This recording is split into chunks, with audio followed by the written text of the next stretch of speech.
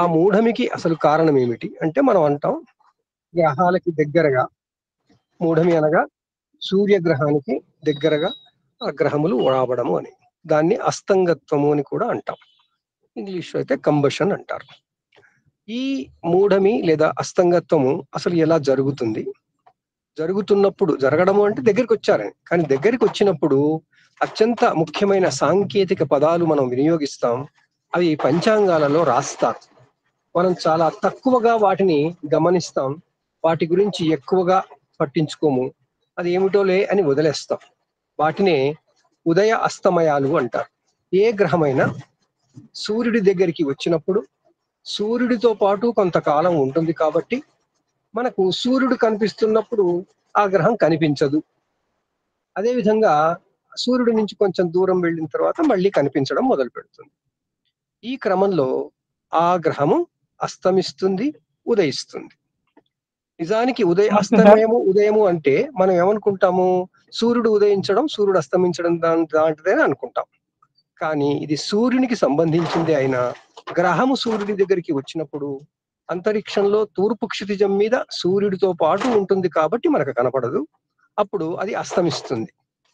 ఆ తర్వాత మళ్ళీ సూర్యుడి వెనకకి వెళ్ళినప్పుడు కానీ, సూర్యుడి కన్నా ముందుకు వెళ్ళిపోయినప్పుడు కానీ మనకి సూర్యుడు అస్తమించిన తర్వాత లేదా ఉదయించక ముందు కనపడుతుంది. సో గ్రహాలు మనకి సూర్యుడు ఉదయించకన్నా ముందు కనపడతాయి, సూర్యుడు అస్తమించిన తరువాత కనపడతాయి. ఈ క్రమంలో గ్రహముల ఉదయాస్తమాయములు అనేవి, అంటే గ్రహము ఉదయించడం, అస్తమించడం అనేది వేరైన సాంకేతిక ప్రక్రియ. ఈ విషయంగా మనం ఈరోజు ఈ గ్రహాలు, ముఖ్యంగా శుభగ్రహాలైన బుధ, గురు, శుక్రులు ఉదయించడం, అస్తమించడం అనే విషయంగా మనం అందరి నుంచి ఈరోజు మనం జ్యోతిర్వాణి విందాం. ఇంకొకటి, బుధుడు, శుక్రుడు వీళ్ళు అంతరగ్రహాలు. మనకి భూమి కక్షకి లోపల సూర్యకక్ష నుంచి, సూర్యుడి దగ్గర నుంచి భూకక్ష లోపల ఉన్నాయి. గురువు, కుజుడు, శని మనకి కక్షకి అవతల వైపు ఉన్నాయి. మన కళ్ళ ముందే, అంటే భూగోళం కళ్ళ ముందే, భూగోళం ముందే సూర్యుడి చుట్టూ తిరిగే శుక్రుడు, బుధుడు మనకి కనపడుతుంటారు. ఆ కారణంగా సూర్యుడి వెనక వైపు వెళ్ళడము మనం చూస్తూ ఉంటాం. గ్రహము సూర్యుడి ముందు నుంచి వెళ్ళడము గమనిస్తూ ఉంటాం. మనకు దూరంగా చూస్తుంటాం. సూర్యగోళం మనం ఒక దగ్గర ఉన్నాం, మనం కూడా వెళ్తున్నాం సూర్యుడి చుట్టూ. ఆ క్రమంలో బుధుడు సూర్యుడి ముందుకి వచ్చి మన కళ్ళ ముందే వెనక్కి వెళ్ళిపోతాడు. అదేవిధంగా శుక్రుడు మన కళ్ళ ముందే వచ్చి వెనక్కి వెళ్ళిపోతాడు. ఆ విధంగా మళ్ళీ తిరుగుతుంటారు. సో ఈ క్రమంలో ఆ బుధ శుక్రులది ప్రత్యేకమైన పరిభ్రమణం అవుతోంది, అంతరగ్రహాలు కాబట్టి. ఆ విధంగా ఆ క్రమం ఎలా ఉంటుంది? వాళ్ళు వస్తున్నప్పుడు ఏ ప్రాంతంలో నుంచి మనకు కనిపించడం మొదలు పెడతారు, ఏ ప్రాంతంలో నుంచి మనకి మళ్ళీ కనిపించకుండా పోతారు అనే విషయాలని ఒక చిత్ర రూపంలో ఈరోజు విఎస్పి జ్యోతిర్వాణి గ్రూప్ లో పంచుకోవడం జరిగింది. నేననే పంచుకున్నాను. ఆ చిత్రాలు మన అంతర్జాలం నుంచి తీసుకుని వాటిని మీ కొరకు, అవి అర్థం కావడం కొరకు పంచుకోవడం జరిగింది. ఇప్పుడు ఇదే విషయాలు మనకి ముఖ్యంగా మనకి సిద్ధాంతి గారు ఉంటారన్నారు, వారిని రిక్వెస్ట్ చేస్తాను. అందువల్ల బివిఎస్ సిద్ధాంతి గారు ఉంటే వారితో మనం ఈ విషయాలు ఆరంభించుకుందాం. తర్వాత మళ్ళీ మన మిత్రులందరూ వాటిని కొనసాగిస్తారు. బివిఎస్ సిద్ధాంతి గారు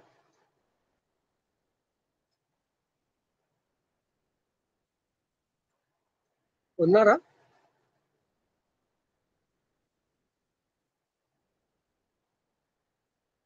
వారు ఇంకా వచ్చి ఉండకపోతే అన్నగారు, గురుగారు కటకం వెంకటరామ శర్మ గారు ఉన్నారు, వారిని కొనసాగించవలసిందిగా కోరుతున్నాను.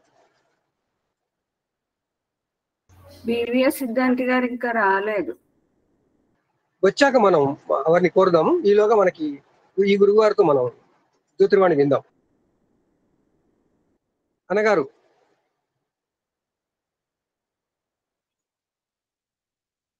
నమస్కారాలయ్యా. మీరు మార్గమధ్యంలో ఉండడం వల్ల కొనసాగించాల్సినటువంటి అవసరాన్ని నాకు పెట్టారు. కానీ నిజంగా చెప్పాలంటే ఇది మనం పౌరహిత్య వృత్తిలో ఉన్నవాళ్ళం కాదు కాబట్టి వీటి గురించినటువంటి అంతగా అవగాహన లేకపోయినప్పటికీ కార్యక్రమ నిర్వహణార్థం నేను కొన్ని అంశాలను చెప్పే ప్రయత్నం చేస్తాను. ముఖ్యంగా ఇందాక అన్నగారు చెప్పినట్టుగా మూఢమి అన్నప్పుడు ఆ గ్రహము భూమి మీద ఉన్నటువంటి అబ్జర్వర్కు కనిపించకపోవడం అనేటటువంటిది ప్రధానమైనటువంటిది. కాబట్టి ఎప్పుడైతే ఆ గ్రహము కనిపించదో, అంటే ఉదాహరణకు ఇప్పుడు నవంబర్ 30వ తారీఖు మార్గశిర శుద్ధ దశమి నుండి ప్రాగస్తమితంగా శుక్రమూఢమి ఆరంభం అవుతుంది. ఇక్కడ ప్రాగస్తమితంగా అంటే ప్రాక్ దిశలో అస్తమయం అవుతూ, అంటే అస్తమిస్తూ ఉండడం వల్ల, ఇందాక మనం చెప్పినట్టు అన్నగారు చెప్పినట్టు ఉదయం అస్తమయం అన్నాం కదా, ఇక్కడ ఇది కనిపించకుండా వెళుతుంది. కనిపించకుండా వెళ్ళడం వల్ల 30 నవంబర్ 2025 నుండి, అంటే మార్గశిర శుద్ధ దశమి నుండి శుక్రమూఢం ఆరంభం అవుతుంది అంటే. ఆ తర్వాత అది ఎప్పటిదాకా ఉంటుంది? 13 ఫిబ్రవరి 2026, అంటే మాఘ బహుళ ఏకాదశి వరకు పశ్చాత్ ఉదిత శుక్రమూఢ త్యాగము అంటున్నాం. అంటే ఆ సమయంలో పశ్చిమ వైపు, ఇంతక్రితం చెప్తున్నది ప్రాగ్ తూర్పు వైపు, ఇప్పుడు పశ్చిమ వైపు అక్కడ శుక్రుడు కనిపిస్తాడు, ఉదితం అవుతుంది. కాబట్టి అక్కడ మూఢము త్యాగం అయినట్లుగా అనిపిస్తుంది. అంటే మన గ్రహం కనిపించకపోవడం, కనిపించడం అనేటటువంటిది రెండు అంశాలు ముఖ్యమైనటువంటివి. ఎప్పుడైతే 30 నవంబర్ 2025లో, అంటే మార్గశిర శుద్ధ దశమి నాడు తూర్పు వైపు అస్తమించి ఆ శుక్రగ్రహం మనకు కనిపించకపోవడం వల్ల అక్కడి నుంచి మూఢంగా ఉంది అన్నాం, శుక్రమూఢము అన్నాం. ఇది ప్రధానంగా మనం శుక్రుడు యొక్క మూఢాన్ని, గురువు యొక్క మూఢాన్ని ఎక్కువగా తీసుకుంటాం. ఇందులో అన్నగారు బుధుడి యొక్క అస్తమయాన్ని గురించి కూడా చెప్పారు. ఇది తరచూ జరుగుతుంటుంది, ఎందుకంటే చాలా దగ్గరగా ఉన్నటువంటి గ్రహం సూర్యుడికి చాలా దగ్గరగా ఉంది కాబట్టి ప్రతి రివల్యూషన్ లో అది వెనక్కి వెళుతుంటుంది. వెనక్కి వెళ్ళినప్పుడల్లా బుధ అస్తమయం జరుగుతుంది. అస్తంగత్వం చెందింది బుధుడు అంటాం. అయితే ఏమిటయ్యా ఈ అస్తంగత్వం చెందడం వల్ల?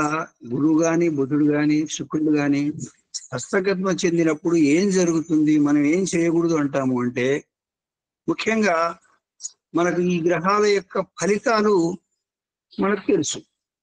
అంటే బుధుడు జ్ఞానాన్ని ఇచ్చేటటువంటి వాడని, గురువు సకల ఐశ్వర్యాలను ఇచ్చేటటువంటి వాడని, సంపదలను ఇచ్చేటటువంటి వాడని, సంతానాన్ని ఇచ్చేటటువంటి వాడని, వివాహాన్ని చేసేవాడని. అదే శుక్రుడైతే భౌతికమైనటువంటి ఐశ్వర్యాలను ఇస్తాడు, వస్త్రాలు ఇస్తాడు, సంపదలు ఇస్తాడు, ధనాన్ని ఇస్తాడు, వాహనాలు ఇస్తాడు. ఈ రకమైనటువంటి భోగములను అందజేస్తాడు శుక్రుడు. ఇది చాలాసార్లు అన్ని గ్రహాల యొక్క లక్షణాలలో మనం చెప్పుకున్నటువంటిది. ఇవి ఎప్పుడైతే ఈ కిరణాలు భూమి మీదకు రాని పక్షంలో ఇవి మందగిస్తాయి. మందగించడం వల్ల మనం ఆ కాలాలలో, అంటే శుక్ర గురు మూఢం ఎప్పుడైతే ఉంటుందో అప్పుడు శుభకార్యాలు చేయడానికి వీలు లేదు అంటే ఫలించవు, సరిగ్గా జరగవు. నేను చేసుకుంటే ఏమైంది? శుక్రమూఢంలో పెళ్లి చేస్తే ఏమైంది అంటే ఏమవుతుంది? ఏమీ కాదు, ఫలితాలు సరిగ్గా ఉండవు.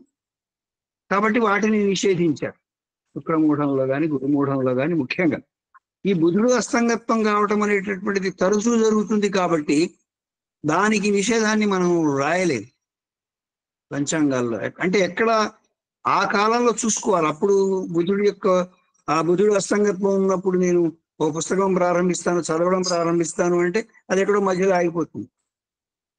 జ్ఞానదాత అయినటువంటి వాడు ఆ బుధుడు కాబట్టి అప్పుడు మనం నేర్చుకునేటటువంటిది అర్ధాంతరంగా ఆగిపోతుంది. కాబట్టి ఇది అక్కడ వాళ్ళ యొక్క ప్రభావాలు భూమి మీద ఆ కిరణాలు ప్రసరించడం అనేటటువంటిది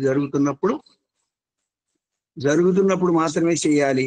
ఎప్పుడైతే ఈ అస్తంగత్వం వస్తుందో, అస్తంగత్వం అంటే చెప్పుకున్నాం కదా మనం, సూర్యుడు చాటు కావటం వల్ల ఆ గ్రహము యొక్క కిరణాలు భూమి మీదకు ప్రసరించకపోవడం, దీనినే మరో భాషలో మూఢము అని అంటున్నాం. కాబట్టి ఇందులో రెండు రకాలు చెప్పారు ఇందాక అన్నగారు చెప్పినప్పుడు, ఉదయము అస్తమయము అని, ఉదయాస్తమయాలు అని.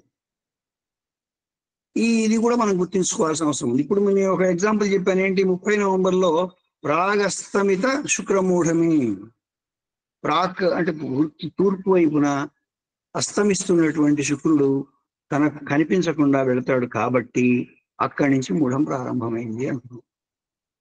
మళ్ళీ అదే 13 ఫిబ్రవరికి వచ్చేటప్పటికి పశ్చాత్ ఉదిత శుక్రమూఢ త్యాగము. పశ్చిమ వైపు ఉదయిస్తున్నట్టు కనిపిస్తాడు మనకు. అప్పుడు కనిపిస్తున్నట్టు కనిపించడం వల్ల అక్కడ అది త్యాగమైంది, అక్కడి నుంచి మూఢం లేదు అని చెప్పడం జరుగుతుంది. అయితే వీటిల్లో మనకు కొన్ని పంచాంగాల్లో రోజులు తేడా రాస్తారు కదండి. అక్కడ ఒక రోజు రాస్తారు, ఇక్కడ ఒక రోజు రాస్తారు. ఏమిటి, దేన్ని పాటించాలి? ఒక వారం తేడా కనిపిస్తుంది ఒక్కొక్కసారి.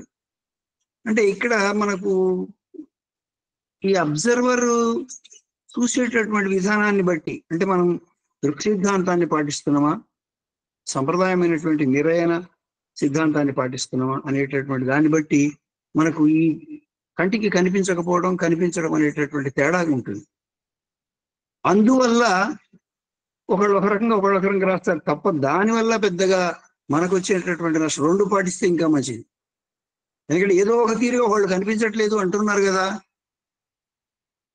కాబట్టి కనిపించట్లే అనేటటువంటి దాన్ని ఎక్కువ ప్రాధాన్యతగా తీసుకుంటే అప్పుడు మనకు ఆ దుష్ఫలితాలు అనేవి జరగకుండా ఉంటుంది.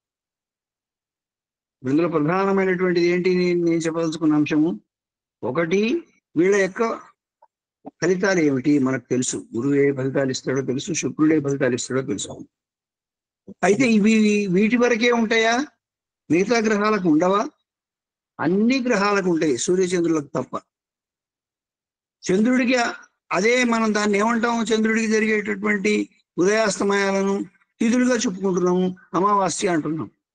ఎప్పుడైతే చంద్రుడు కనబడడో మనకు అప్పుడు అమావాస్య అంటున్నాం. ఆ రోజు పూర్ణంగా కనిపించినప్పుడు పౌర్ణమి అంటున్నాం.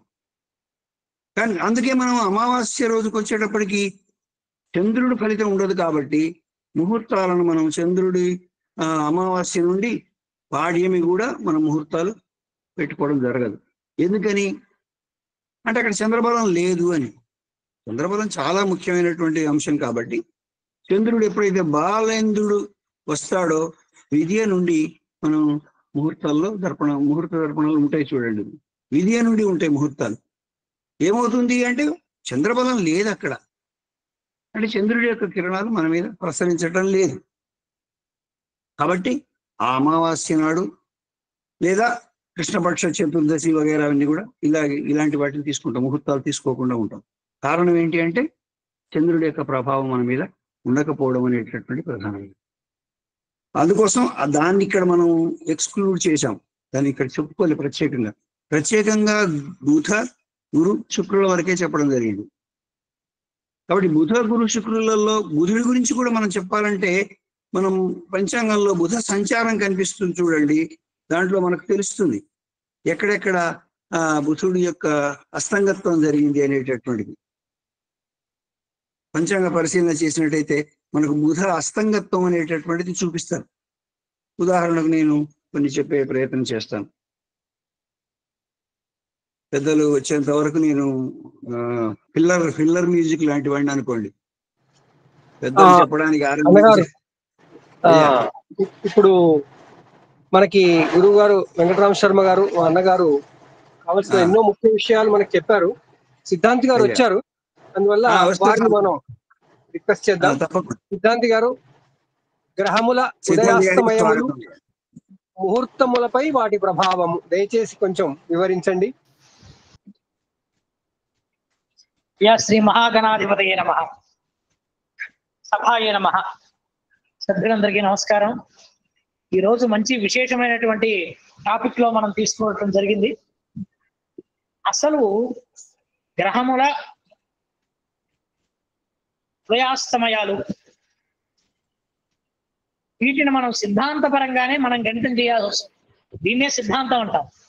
అందులో ముఖ్యంగా శని కుజుడు తర్వాత బుధుడికి లేనటువంటి విశేష ప్రత్యేకత ఎందుకు కేవలం గురు శనులకే వచ్చింది, ఇది రెండో మాట.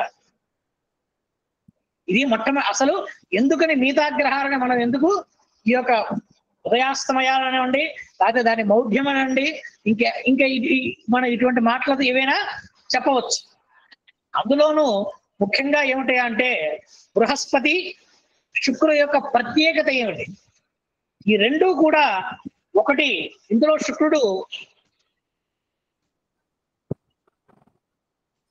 ఒకటి బాహ్యగ్రహం, ఇంకోటి అంతర్గ్రహం. ఇందులో బృహస్పతి అనేటువంటి వాడు బాహ్యగ్రహం. అంటే ఏమిటి? భూకక్షకి అవతల ఉన్నటువంటి గ్రహం. అట్లాగే శుక్రుడు భూకక్ష లోపల ఉన్నటువంటి గ్రహం. కాబట్టి ఇక్కడ ఉన్నటువంటి ఈ పరిస్థితుల్లో శుక్రుడికి రెండు రకాల మౌఢ్యాలు అంటే రెండు రకాలుగా వచ్చేటువంటి అవకాశం ఉంటుంది. ఒకటి డైరెక్టర్లో కూడా మనకి ఉండేటువంటి ఉదయాస్తం అవుతుంది. అట్లాగే వక్రంలో కూడా మళ్ళీ అంటే ఇక్కడ ప్రాగస్తమయం, ప్రాగుదయం, పశ్చాదస్తమయం, పశ్చాదుదయం అనేటువంటివి శుక్రుడికి రెండు రకాలుగా ఉండేటువంటి పరిస్థితి వస్తుంది. కానీ బృహస్పతికి మాత్రం ఒకటే ఉంటుంది. అంటే ప్రాగుదయం, పశ్చాదస్తమయం అంతే, వేరే మాట లేదు. కానీ శుక్రుడికి అలా కాదు.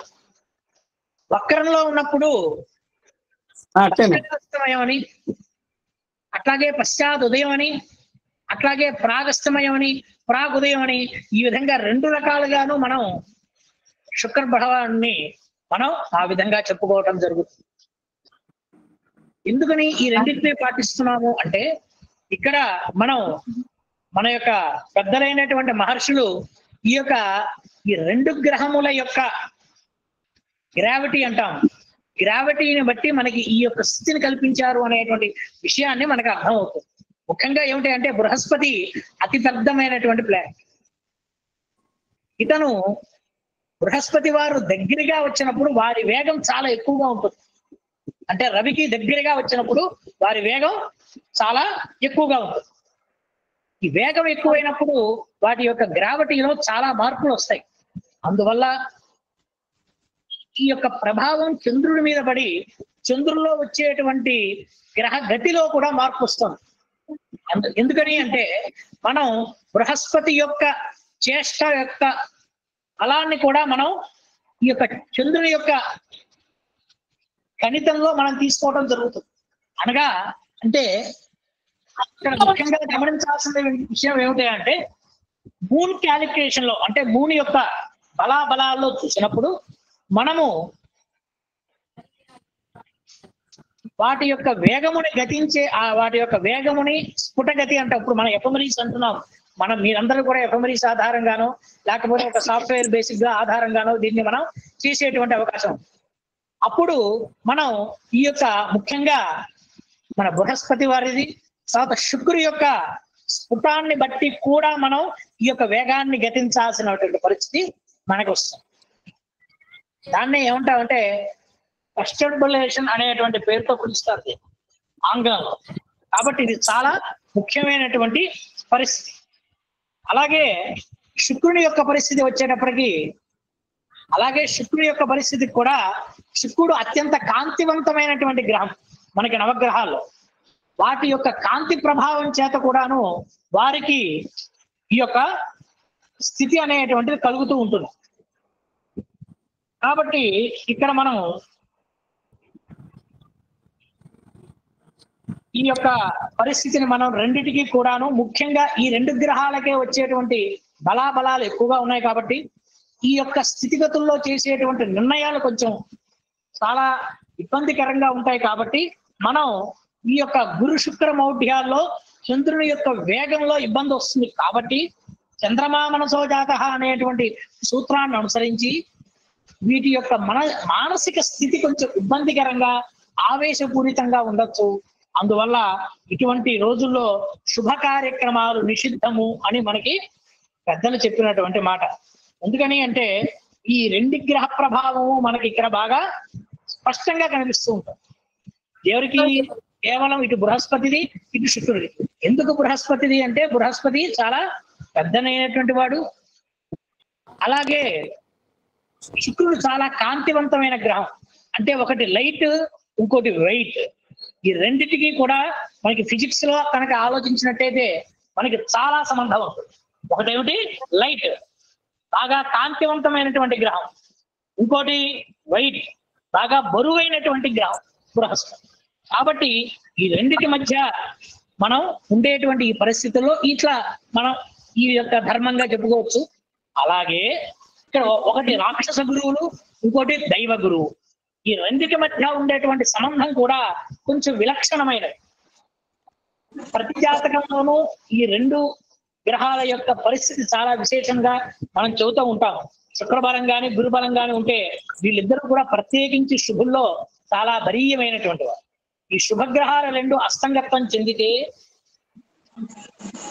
వాటి పరిస్థితి కొద్దిగా విభిన్నంగా ఉంటుంది జాతకంలో కూడా, ఆయా స్థానాన్ని బట్టి ఇంకా మరింత విశేషం. కాబట్టి వాళ్ళకి ఉన్నటువంటి జ్ఞానము గాని, ఆదాయము గాని, సుఖములు గాని ఈ రెండిటి మీదే ఆధారపడి ఉంటాయి అని మనకి పెద్దలు చెప్పిన మాట.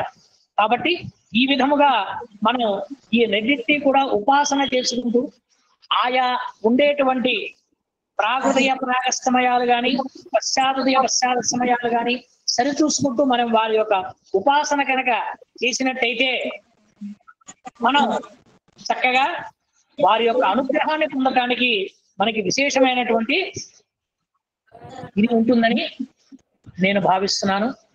నాకు ఇటువంటి అవకాశం కల్పించినందుకు అందరికీ నమస్కారం.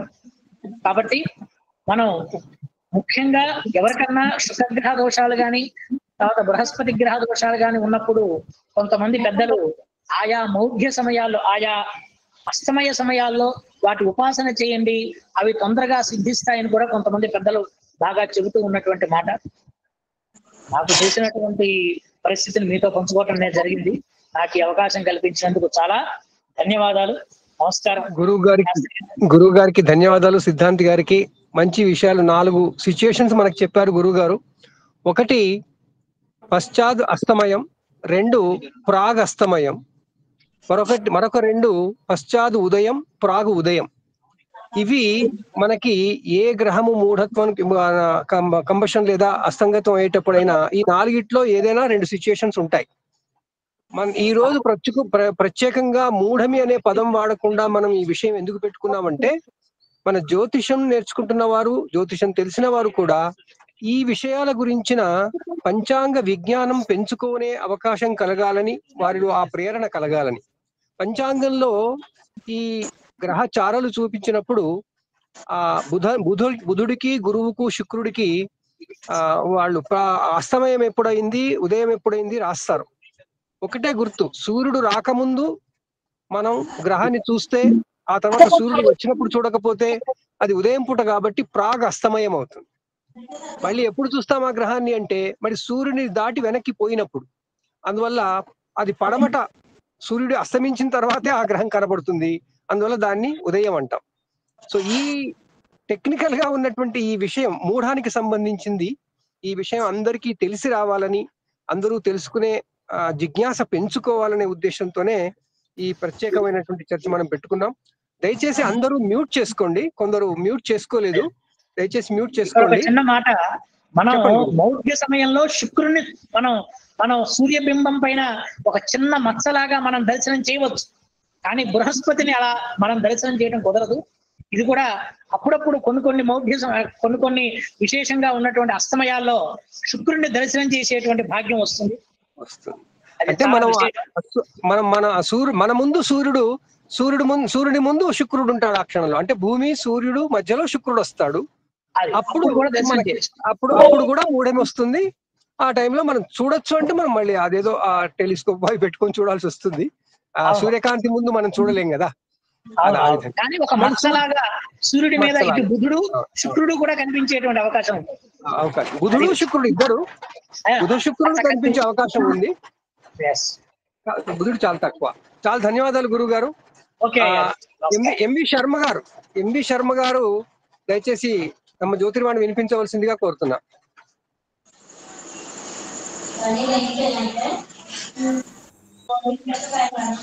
అయ్యా నమస్కారం. వినబడుతున్నానే? వినబడుతున్నాను. సరే, ఇంతకు ముందు మాట్లాడినటువంటి పెద్దలకి ఇంకా ముందు మాట్లాడాలనుకున్న వాళ్ళకు కూడా నేను ఒక సందేహంతో ఉన్నానండి. ఆ సందేహాన్ని నివృత్తి చేసే పద్ధతిలో మీరు నాకు జవాబు చెప్తే ఈనాటి ప్రోగ్రాంకు అసలు నా ప్రేరణతోటే నాకు సమాధానం ఇప్పించడానికే సోమనాథ్ శాస్త్రి గారు ఈ సబ్జెక్ట్ పెట్టాడు. అంటే ఇక్కడ ఏమిటి అంటే, సిద్ధాంతి గారు దీని విషయంలో కొద్దిగా చెప్పాలి. పంచాంగాలలో ఇంతకు ముందు వెంకటరమణ గారు చెప్తున్నట్టు 30వ తారీఖు నుంచి మౌఢ్య ప్రారంభం అని ఉంది. ఒక పంచాంగంలో 26వ తేదీ నుంచి మౌఢ్య ప్రారంభం అని ఉంది. ఒక పంచాంగంలో 28 మౌఢ్య ప్రారంభం అని ఉంది. మరొక పంచాంగంలో అన్ని కూడా దుర్గణితాలవే. మరొక పంచాంగంలో డిసెంబర్ 8 నుంచి మౌఢ్య ప్రారంభం అని ఉంది. మౌఢ్య నివృత్తి నేను అడగదలుచుకోలేదు, మౌఢ్య ప్రారంభం. ఎందుకంటే కార్తీక మాసంలో ఉన్నటువంటి ముహూర్తాలు ఏదైనా చెయ్యాలి అంటే పాపం ఆయన 30 తారీఖు పంచాంగాన్ని నేను ఆధారంగా తీసుకున్నాను అనుకోండి, నాకు 23, 25 ఒక లగ్నం ముందు పెట్టేస్తా. లేదు 8వ తారీఖు వరకే ఉంది మౌఢ్యము అని అంటే అప్పటి నుంచే ప్రారంభం అవుతుంది అంటే అదొక రకం. అంటే ఎందుకు ఈ యొక్క భిన్న అభిప్రాయాలు? అసలు మీరు అసలు మౌఢ్యాన్ని ఎక్కడి నుంచి లెక్క పెడతారు? సామాన్యంగా నేను ఆలోచిస్తున్నది ఏంటంటే, ఇక్కడ ఒక చిన్న తర్కం ఉందండి, దీని మీద సిద్ధాంతుల వారు కూడా ఆలోచించాలి. ఏకరాశి గతులైనప్పుడు మౌఢ్యం ప్రారంభమవుతుందా, ఏక నక్షత్ర గతులైనప్పుడు ప్రారంభమవుతుందా? దీని మీద విడమర్చి చెప్తే మౌఢ్యం గురించి అందరికి సరైన అవగాహన ఉంటుంది. సూర్యునికి శుక్రునికి 10 డిగ్రీల సముదాయంలో తేడా ఉన్నప్పుడు, ఇప్పుడు 25, 26లో శుక్రుడు వృశ్చిక రాశిలో విశాఖ 4వ పాదంలో ప్రవేశిస్తున్నాడు. అప్పుడు ఆయన అనురాధ 3వ పాదంలో ఎవరున్నారు? రవి భగవానుడు నడుస్తున్నాడు. అయితే ఈ యొక్క విషయం ఎప్పటిదంటే, నేను సరిగ్గా నవంబర్ 23వ తేదీని గురించి మాట్లాడుతున్నానండి. 23 నవంబర్ చివరిలో ఉన్నటువంటి ప్లానెటరీ పొజిషన్ తో మాట్లాడుతున్నాను. మూడానికి సమీపంలో అయినప్పుడు 10 డిగ్రీలు పర్వాలేదు 10 అనుకుంటే, మళ్ళీ ఇక్కడ ఇంకొక సూత్రం కూడా ఉందండి నాకు తెలిసినంత వరకు. ఆ సూత్రం ఏంటంటే, రవి సంయుత ఖేటస్య గతిరస్తాహ్వయా భవేత్. అంటే ఏక నక్షత్ర గతులైనప్పుడే అక్కడ ఒక నక్షత్రం యొక్క నిడివి 13 డిగ్రీల 20 అయినప్పుడు ఉన్నప్పుడు దాంట్లో 10 డిగ్రీల సముదాయం ఉంటుంది కదా. అయితే ఇప్పుడు విశాఖ 4వ పాదంలో శుక్రుడు ప్రవేశించినప్పుడు అక్కడ మనకు అనురాధ అంటే నక్షత్రం తేడా ఉంది అక్కడ. అయితే దీనివల్ల డిసెంబర్ 8తో పెట్టినటువంటి వాళ్ళ యొక్క మౌఢ్యానికి నివృత్తి ఉందంటే ఏక నక్షత్ర గతులు. డిసెంబర్ 26, 30కి వచ్చినటువంటిది ఏమిటిది అంటే, ఈ యొక్క రాశి ఒకే రాశిలో ప్రవేశించినప్పుడు మరి ఎందుకు ఈ యొక్క తీసుకుంటున్నారు అనేది మనకు చెప్పగలిగితే మౌఢ్యానికి. ఎందుకంటే ఇక్కడ నాకు తెలిసినంత వరకు ఇప్పుడు అర్కముక్త ద్వితీయ శీఘ్రగో భవేత్ అంటే ఏ నక్షత్రం అయితే రవి చేత విడబడినటువంటి నక్షత్రము ముక్తి నక్షత్రం కింద వస్తుంది. దానికన్నా ముందున్నటువంటి నక్షత్రం దగ్ధ నక్షత్రం అంటారు. మరి రవి తృతీయ సమత గతిమంద చతుర్థకే పంచమేప్యథవా షష్ఠే కించిత్ వక్రాతి వక్రగ సప్తమ అష్టమో అర్క అతివక్ర గతిర్భవేత్ నవమే ఏకాదశే భాను ఖేటాను కుటిలా గతి ఏకాదశే ద్వాదశేష శీఘ్రతరాక్రమాత్. రవి నుంచి వెనకకు 11వ నక్షత్రం 12వ నక్షత్రంలో ఏదైనా గతిలో ఉంటుంది. ఇప్పుడు శుక్రుడు శీఘ్రగతిలోనే వస్తున్నాడు అనుకోండి ఆ నవంబర్ సముదాయంలో. అయితే అసలు మౌఢ్యము 30వ తారీఖు నుంచి మనం అమలు పెట్టుకుందామా, 26 నుంచి అమలు పెట్టుకుందామా, 28 నుంచి అమలు పెట్టుకుందామా, లేకపోతే వాళ్ళ నియమాన్ని పిడపర్తి వాళ్ళు మాత్రం వాళ్ళు పాపం డిసెంబర్ 8 నుంచి అని పెట్టారు. అసలు ఈ సందిగ్ధం ఏమిటి? దీని గురించి చెప్తే నేను వింటానండి. నేను ఇప్పుడు సమాధానం కోరేవాళ్ళు ఉన్నాను, వివరం చెప్పే దాంట్లో లేను. కాబట్టి మీ అందరికీ విశేషించి దానికి ఏమిటి అనేది ఒక నిర్ధారణ చేయండి. అయ్యా సభాయ నమః. అయ్యా పెద్దల నమస్కారం. మీరు కూడా మాకు తెలిసి మీరు కూడా పంచాంగకర్తలే కదా. మనం 2-3 సార్లు తెలంగాణ సభల్లో కలిసినట్టున్నాం. అవునా? సరే, ఇప్పుడు ఏమిటి అసలు ఇది? ఎందుకు ఇట్లా భేదాలు వచ్చాయి? ఎందుకు వస్తున్నాయి? ఇక్కడ ఏమిటంటే ఆధునిక స్థితికి పూర్వంలో ఉండేటువంటి స్థితికి దీంట్లో భేదాలు వచ్చాయండి. ఇంకొకటి, ఇందులో ముఖ్యంగా కొంతమంది ఏమో ఆగలలో దీన్ని గణితాన్ని తీసుకోవటం, మరి వెంకట్రామ్ గారు మ్యూట్ చేసుకోండి. వెంకట్రామ్ గారు మ్యూట్ చేసుకోండి.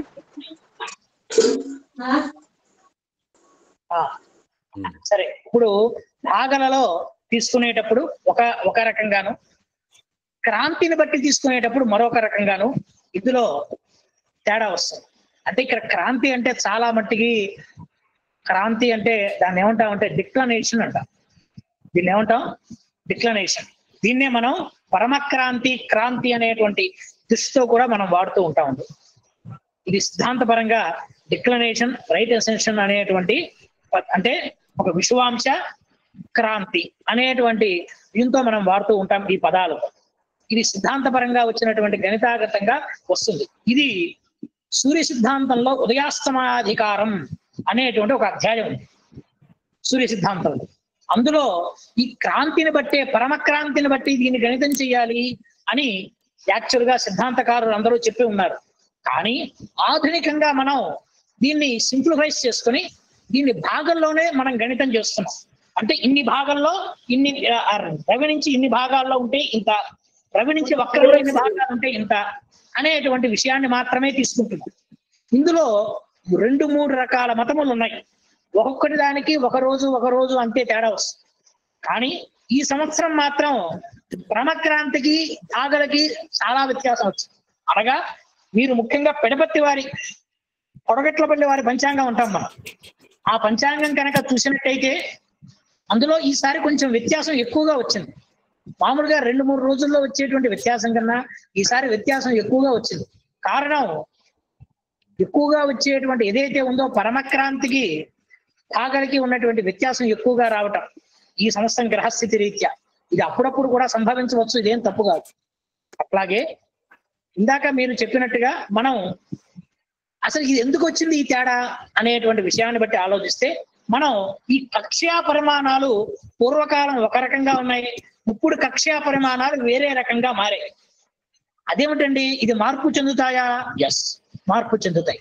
కక్ష్యా పరిమాణాలు ప్రతి యొక్క గ్రహము యొక్క కక్ష్యా పరిమాణాలు ఎల్లవేళలా, అంటే కొన్ని సంవత్సరాలకి, అంటే ప్రతి సంవత్సరం మార్పు ఉండదు, కానీ ఒక 20-30 సంవత్సరాలకి ఒకసారి మనం వాటి కక్ష్యా పరిమాణాన్ని మనం ఎప్పటికప్పుడు గణించుకోవాల్సినటువంటి పరిస్థితి ఉంటుంది. దీన్నే తత్తద్గతివశాన్నిత్యం యథాదృగ్రహ ప్రయాతప్రేక్షామి స్థుతీకరణమాదరాత్ అనేటువంటి దీని ప్రకారంగా ఆ గ్రహ కక్ష్య ఎలా ఉంది, దాని పరంగా మనకి ఎలా కనిపిస్తుంది అన్నది చాలా వెరీ ఇంపార్టెంట్ అయినటువంటి విషయం.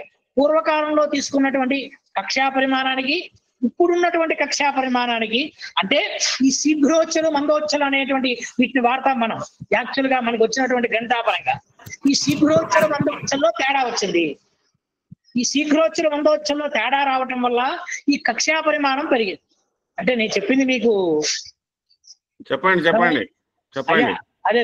కాబట్టి ఈ శీఘ్రోచ్చల మందోచ్చల తేడా ఎందుకు వస్తుందండి అంటే ఈ కక్ష్యా పరిమాణాల్లో వ్యత్యాసాలు ఉండటం. ఆ కక్ష్యా పరిమాణాల్లో వ్యత్యాసం ఎప్పుడైతే వచ్చిందో మనకి ఉన్నటువంటి మిగతా ఆధునిక పరిజ్ఞానం ద్వారా ఈ యొక్క మౌఢ్యం ఇక్కడికి వచ్చింది, ఇక్కడికి రాలేదు అన్న విషయం మనకి ప్రస్ఫుటంగా కనిపించేటువంటి అవకాశం ప్రస్తుతం కనిపిస్తోందండి. అంటే మనకి ఏదైతే దుర్గణితానికి మనకి ప్రస్తుతం కనిపిస్తుంది.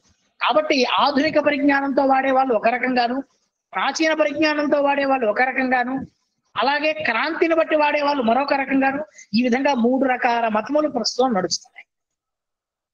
కాబట్టి ఈ 3 రకాల మతాలు ఎవరిది కరెక్టు ఎవరిది తప్పు అనేటువంటిది చెప్పేటువంటి స్థాయి నాకు లేదు. కానీ ఏది ఏమైనప్పటికీ కూడా ఆధునిక పరిజ్ఞానంలో ఉండేటువంటి వాటిని మనం తీసుకోవటం అనేటువంటిది ఖచ్చితం.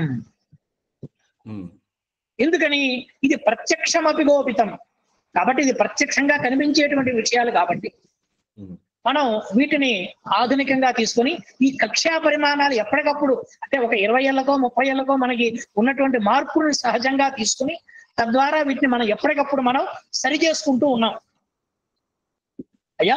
కాబట్టి ఇవి ఈ కక్షా పరిమాణాలనే మనం తీసుకుని వాడటం అనేటువంటి జరుగుతుంది. అంటే మీకు ఒక విధంగా చెప్పాలి అంటే ఒకసారి ఎవరైనా మీకు అంటే ఇది మీకు చాలా మందికి తెలిసిందే ఉంటుంది, అయినప్పటికీ నేను అసలు ఈ మౌఢ్యాలు ఎవరెవరు ఎట్లా గణిస్తున్నారు అనేటువంటి ఒక చిన్న విషయాన్ని, అంటే ఈ మౌఢ్యం మాట అనొద్దని మా శాస్త్రి గారు అన్నారు, కానీ నాకు అలవాటైన పదం కాబట్టి అలా వచ్చేస్తుంది, అన్నిదా భావించదు. ఇప్పుడు 10 degrees 1 degree తేడా 9 degrees తోడు కూడా కొంతమంది అది చేస్తున్నారు కదా. అవునండి అవునండి. ఇప్పుడు ఏమిటి అంటే నేను ముఖ్యంగా మీకు ఒక విషయం తెలియజేయాలనుకుంటున్నాను. నేను సిద్ధాంతం మీద పరిజ్ఞానం పొంది ఉన్నవాడిని. నేను పంచాంగాలు రాయడం అయితే లేదు. నాకు పంచాంగంతో పరిచయమే తప్ప పంచాంగ గణన నా విషయం కాదు. ఇప్పుడు నాకున్న ఒకటి సందేహం ఏంటంటే, ఇన్ని పంచాంగాలను ముందు పెట్టుకుంటే నాకు ఖచ్చితంగా 23 నవంబర్ 23వ తేదీ ముహూర్తం కూడా ఇచ్చాడు ఆయన. 26 నుంచి మౌఢ్యం అని రాసి 23 వివాహ ముహూర్తం ఇచ్చాడు. ఒక మాట నన్ను వాళ్ళు అడుగుతున్నారు, మౌఢ్యం ఇంత సమీపంలో వచ్చింది, మీరు ఇదే ముహూర్తం చేయమంటున్నారంటే అది మీకు అనుకూలంగా ఉన్నదిరా నాయన నేను ఒక మాట చెప్పాను. కానీ కొన్ని పంచాంగాలలో డిసెంబర్ 8కి పోయింది. మళ్ళీ దీంట్లో ఏమైంది, ఇంకొక పంచాంగం తీసుకుంటే అదే పిడపర్తి పెద్ద పూర్ణయ్య అని ఉన్నాడు ఆయన తీసుకుంటే 28 అని ఉంది. అయితే నా ఉద్దేశం ఏంటంటే, అక్కడ రాశిలో రవి ప్రవేశించిన లగాయతు మూడాలు రాశారు. ఎవరు 26, 28 ఉన్నోళ్ళంతా. ఈ డిసెంబర్ 8తో ఉన్నది ఏంటంటే ఏక నక్షత్ర గతులైనప్పుడు. అక్కడ అట్లా ఉంది, దాంట్లో అవగాహన అట్లా ఉంది, దీంట్లో అవగాహన ఇట్లా ఉంది. అసలు 20 మరి మౌఢ్యం అని రాసి 3 రోజుల ముందు వివాహ ముహూర్తం పెట్టడం కూడా మరి మనకు సూచించడం కూడా పొరపాటే కదా సిద్ధాంతం. ఎందుకంటే అండి ఇక్కడ మనకి ఏం చెబుతారంటే బాల వృద్ధత్వాలు అనేటువంటివి మనకి ముహూర్త గ్రంథాల్లో చాలా స్పష్టంగా చెప్పబడ్డాయి. ఏమిటి ప్రతిగ్రహానికి బాలము వృద్ధత్వము అనేటువంటివి మన ముహూర్తంలో మనం బాగా వాడతాం. ఇది చాలా తెలిసే ఉంటుంది. సరే, కొత్త వాళ్ళు ఎవరైనా కాసేపు దీన్ని అర్థం చేసుకోవడానికి ప్రయత్నం చేయండి. కానీ ఈ బాల వృద్ధత్వాలు అనేటువంటివి శుక్రుడికి కొన్ని రోజులని బృహస్పతికి కొన్ని రోజులని చెప్పబడ్డాయి. అవును, ఈ రెండింటికి వ్యత్యాసం కూడా ఉంది. కానీ ప్రస్తుత రోజుల్లో చాలా మంది దీన్ని వాడట్లా. అసలు రేపు మౌఢ్యమి ప్రారంభం అవుతుంది అనగానే మళ్ళీ ఇవాళ కూడా ముహూర్తాలు సాయంత్రం మౌఢ్యమి కాబట్టి ఇప్పుడు ముహూర్తం అంటే పొద్దున పూట కూడా ముహూర్తం పెట్టిన వాళ్ళు ఉన్నారు. కానీ వాళ్ళ విషయం మనం అవి పెద్దగా పరిగణించుకోవాల్సిన అవసరం లేదు. ఎందుకంటే అవన్నీ కూడా ఏదో అవసరానికి చేసినవే తప్ప అవన్నీ తర్వాత. అట్లాగే ఇక్కడ నేను ఇంకొక విషయాన్ని కూడా చెబుతాను. ఇక్కడ ఏమిటంటే ఏకరాశి గతులు అన్నారు. ఏకరాశి గతులకి వీటికి వాటికి కూడా ఎటువంటి సంబంధం లేదండి. కానీ ఇక్కడ ఏమిటంటే పూర్వ పద్ధతిలో అందరూ కూడా శుక్రుని రుజుగతిలో ఉన్నప్పుడు 9 భాగాలుగా తీసుకుంటున్నారు. 9 భాగాలుగా తీసుకుంటున్నారు. అలాగే శుక్రుడు వక్రంలో ఉన్నప్పుడు అష్టభాగాలుగా తీసుకుంటున్నారు. అలాగే మేము దృక్పద్ధతి వాళ్ళం రుజుగతిలో ఉన్నప్పుడు మౌఢ్యాన్ని 10 భాగాల్లో తీసుకుంటున్నాం. అలాగే విసర్జన కూడా 10 భాగాలే. అలాగే వక్రంలో మళ్ళీ అష్టభాగలే. రాసుకోండి ఎవరన్నా. అట్లాగే బృహస్పతికి ఎప్పుడూ కూడా వక్రంలో మౌఢ్యం వచ్చే అవకాశం లేదు కాబట్టి దృక్పద్ధతిలో 11 భాగాలు, పూర్వ పద్ధతి వాళ్ళందరూ కూడా 10 భాగాలు తీసుకుంటున్నారు. ఇది కాబట్టి దీనికి ఈ భాగ 1, 2 ఉన్నప్పుడు సమయంలో రవిగులు యొక్క వేగాన్ని బట్టి 1 లేదా 2 రోజుల్లో మధ్యలో వ్యత్యాసం రావచ్చు. ఎవరికి? బృహస్పతికి, శుక్రుడికి. ఎందుకంటే ఉన్నది ఒకటే భాగ కదా. ఎందుకంటే ఈ భాగ తేడా ఎందుకు వచ్చిందండి అనేటువంటిది ఇందాక మీకు చెప్పాను. ఈ యొక్క గ్రహ కక్ష్యా భాగంలో ఉండేటువంటి ఇబ్బందులని మేము ప్రస్తుతం ఆధునికంగా ఉన్న వాటిని తీసుకుంటున్నాం. పద్ధతి వాళ్ళు కొంచెం ఎప్పటి నుంచో వాళ్ళు వాడుతున్నటువంటి వాళ్ళ యొక్క గురు పరంపరలో ఉండేటువంటి దాన్ని వాళ్ళు తీసుకుంటున్నారు. కానీ మేము ప్రస్తుతం ఆధునికంగా ఇండియన్ ఆస్ట్రానామికల్ డిపార్ట్మెంట్ వాళ్ళు ఇచ్చినటువంటి దాన్ని మేము వాడుతున్నాం. సరే, నాకు ఇంకొక దానికి సమాధానం చెప్పండి. సరిగ్గా 10 డిగ్రీల వ్యత్యాసంతో మౌఢ్యం ప్రారంభమైంది అని సిద్ధాంతపరంగా మీరు చెప్పినప్పుడు బై ద టైం వీనస్ విజిబులా అన్విజిబులా? అది వీజిబులా అన్విజిబులా అనేటువంటిది కొంచెం కష్టమేనండి. అది కాంతి మీద ఆధారపడి ఉంటుంది. శుక్రుడు కనబడకపోతే మౌఢ్యం ప్రారంభమైందని మేము అనుకుంటామే, మాది గుల్ల లెక్క, మాది మోటం లెక్క. అది నిజమే. కానీ ఎందుకని అంటే ఇక్కడ మనకి కొన్ని దృశ్యాదృశ్య విచక్షణ కూడా చాలా ఉంటుందండి. ఇప్పుడు మనం రాసినటువంటి పంచాంగంలో ఇచ్చినటువంటి సూర్యోదయ సమయానికి సూర్యుడు కనిపించకపోయినంత మాత్రాన సూర్యోదయం కాలేదని చెప్పడానికి ఉండదు. ఎందుకని అంటే ఈ సూర్యోదయాన్ని ప్రత్యక్షంగా గమనించాలి అంటే మీకు సూర్యోదయాన్నే చెబుతాను. ఎందుకని అంటే మిగతా గ్రహాల విషయం తర్వాత సంగతి. సూర్యోదయాన్ని గమనించినప్పుడు మనం ఎక్కడన్నా సముద్ర తీరానికే వెళ్ళి ప్రయత్నం చేయాలి. అంతే తప్ప మన ఇళ్లలో ఉండి మన యొక్క అపార్ట్మెంట్ పైకో లేకపోతే వేరేటువంటి దీనికో ఏ కొండ ప్రాంతానికో వెళ్ళి చేయకూడదండి. ఎందుకని అంటే ఇక్కడ మనం భూమి యొక్క ఎంత ఎత్తులో ఉన్నాం అన్నది కూడా ఒక లెక్క అండి. ఇది అంటే ఇది సైంటిఫిక్ గా చేసేటువంటి ఒక క్యాలిక్యులేషన్. అంటే ఏమిటి అంటే సముద్ర మట్టానికి మనం ఎంత ఎత్తులో ఉన్నాం అంటే ఇప్పుడు హైదరాబాద్ అనేటువంటిది ఇప్పుడు మనకి రైల్వే స్టేషన్ లో వాటిల్లో కూడా ఇది బాగా పర్టికులేషన్ గా మనం బోర్డు మీద వేస్తూ ఉంటారు.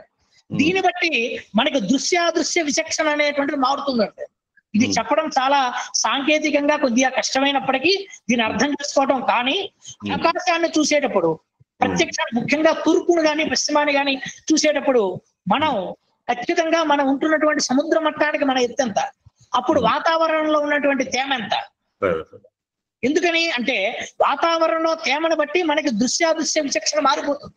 ఇప్పుడు శుక్రమౌఢ్యానికి ప్రారంభానికి 10 డిగ్రీలు మీరు లెక్క కడుతున్నారు, బాగానే ఉంది అనుకోండి. మరి నివృత్తికి ఎంత దూరం? అంతే, సేమ్ నివృత్తికి కూడా అంతే. నివృత్తికి కూడా 10 డిగ్రీలు. 10 డిగ్రీ అంటే ఇప్పుడు మీరు ఎట్లా ఇప్పుడు మీరు కూడా ఇప్పుడు పూర్వ పద్ధతిలో కూడా 9 డిగ్రీలు ప్రారంభం 9 డిగ్రీలు అంత్యం. అదే వక్రంలో ఉన్నప్పుడు అష్టభాగాలు ప్రారంభం అష్టభాగంలో అంత్యం, దూరం అష్టం. మరి ఇంకొకటి చెప్పారండి, అది ఎంతవరకు? శుక్రమౌఢ్యంలో కనీసం గురువు ఉచ్చ స్థితిలో గాని స్వక్షేత్రంలో గాని ఇవన్నీ ఏంటి ముక్తాయింపు మాటలా, లేకపోతే సిద్ధాంతం ఒప్పుకుంటుందా ఒప్పుకోదా? అవన్నీ ఎక్కడ పెద్దలు పాటించినట్టుగా నాకు తెలియదండి. అవన్నీ ముక్తాయింపువేనా? అవన్నీ ముక్తాయింపువేనా? అంతే. ఎందుకంటే ఇంకోటి కూడా చెప్పారు చాలా మంది, శుక్రుడు గురుడు ఏకకాలంలో మౌఢ్యమిలో ఉంటే అసలు ఇంకా అప్పుడు వివాహం కూడా చేయొచ్చు అని చెబుతున్నారు. ఏమిటి రెండు మౌఢ్యాలు ఏకంగా వచ్చినప్పుడు అంటే ఇప్పుడు రేపొద్దున ఇప్పుడైతే మనకి కర్కాటక సింహాల్లో మా మామూలుగా బృహస్పతి సంచారం వచ్చింది, అప్పుడు ఎట్లాగూ అప్పుడు మామూలుగా రవి వచ్చినప్పుడు ఎట్లాగూ ఈ యొక్క శుక్రుడు కూడా దగ్గరగానే ఉంటాడు. అప్పుడు ఏకకాలంలో మౌఢ్యం వచ్చే అవకాశం ఉంది. ఇట్లా చేయకూడదు ఇట్లా చేయొచ్చు అనేటువంటివి కొన్ని మన రాష్ట్రీయ సాంప్రదాయాలు కొన్ని ఉన్నాయండి. కాబట్టి మన ప్రాంతంలో చేయటం ఆచారంలో లేదు. అంటే మన తెలంగాణ ఆంధ్రాలో ఇలా చేయటం ఆచారంలో లేదు. కానీ కర్ణాటక ఇటువంటి వాటిల్లో వీటికి కొంచెం అతీతంగా ఉన్నాయి ఈ వాళ్ళు మౌఢ్యం లెక్క పెట్టమంటున్నారు వాళ్ళు, కర్ణాటక వాళ్ళు. ఇటు కూడా ఉన్నాయి. మరి మాకు దొరికిన పిల్లవాడు కర్ణాటక వాడు అంటాడు మౌఢ్యం లేదంటాడు, నేనేం చెప్పాలి? అందుకోసమే పెద్దలు ఏం చెప్పారంటే మన పూర్వీకుల్లో వెతుక్కుండా అని చెప్పారు. మీరు ఎందుకు ఇంత లెక్క బల కొట్టుకుంటున్నారండి? మౌఢ్యమే మేము పాటించాం, మాకు ఇవన్నీ లెక్కనే లేవు, నువ్వు ఎందుకు? గురుగారు నమస్కారం అండి. శుక్రమౌఢ్యమే శ్రీశైల దేవస్థానంలో అక్కడ వర్తించదని అన్నారు గురుగారు. శ్రీశైల దేవస్థానంలో అయ్యా ఇప్పుడు చాలా మంది పెద్దలు ఏం చెబుతున్నారంటే నిత్య కళ్యాణం పచ్చతోరణం సింహాచలం ఇటువంటి దేవాలయాల్లో ఇటువంటి వర్తించదని చాలా మంది పెద్దలు చెబుతున్నారు. కానీ అటువంటి ప్రామాణికాలు ఏమి ఉండవండి. అది దైవ కళ్యాణం వేరు, మానవ కళ్యాణం వేరు. ఈ రెండిటికి అసలు సంబంధం పెట్టడానికి వీలు లేదు. కాబట్టి మా పెద్దలు మాకు చెప్పిన ధర్మం ఏమిటంటే ఎక్కడైనా సరే క్షేత్రాల్లో కానివ్వండి, సింహాచలం కానివ్వండి, శ్రీశైలం కానివ్వండి, ఎక్కడైనా మౌఢ్యాలే, అందులో ఎటువంటి సందేహం లేదు. నెక్స్ట్ ఇంకొక విషయం ఏమిటంటే ఇందాక కొంతమంది పూర్వ పద్ధతిలో కూడా పూర్తిగా సూర్య సిద్ధాంతాన్ని అవలంబించేటువంటి మన బుట్టేవారి లాంటి పంచాంగకర్తలు కొంతమంది ఉన్నారు. వాళ్ళు మొత్తం కుజాతి పంచగ్రహాలు కూడా పూర్వ పద్ధతిలోనే వాస్తున్నారు. కాబట్టి వాళ్ళకి మనకి కూడా వ్యత్యాసం వచ్చేటువంటి అవకాశాలు.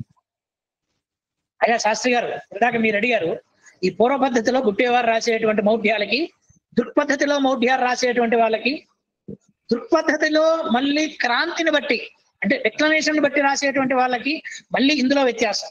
అందులో 10 భాగాలు తీసుకునే వాళ్ళు, 9 భాగాలు తీసుకునే వాళ్ళు, 11 భాగాలు తీసుకునే వాళ్ళు, ఇలా 3 రకాలు. కాబట్టి ఇది అందరిది కూడా ఏకంగా ఉండేటువంటి వ్యత్యాసం ఉండదు, ఇది వాస్తవం. కాబట్టి మీ యొక్క గురు పరంపరని బట్టి, మీరు యొక్క ఉన్నటువంటి నమ్మకమైనటువంటి సిద్ధాంత గురువుని బట్టి మీరు ముందుకెళ్ళటం మంచిది. లేదా ఇది ఏది సత్యము అనేటువంటి సత్యాన్వేషణ అనేటువంటిది చేస్తాను అంటే ఎవరికి వాళ్ళు చక్కగా, ఇప్పుడు అందరి దగ్గర టెలిస్కోపులు లాంటివి రకరకాలమైనటువంటి ఇవన్నీ ఉన్నాయి, దాంతో ప్రత్యక్షంగా నేర్చుకోవచ్చు. లేదా మా వంటి వాళ్ళ దగ్గర ఎప్పుడన్నా కలిస్తే మేము కూడా దీని మీద విశ్లేషణ ఇచ్చేటువంటి అవకాశం చక్కగా ఉంది. కాబట్టి మాకు ఇంకా ఏమన్నా సందేహాలు ఉంటే చెప్పండి. ఇంకా ఏమన్నా మంచి, ఇప్పటికే నేను దగ్గర 20 నిమిషాలు మాట్లాడేశారు. పైగా ధన్యవాదాలు గురుగారు.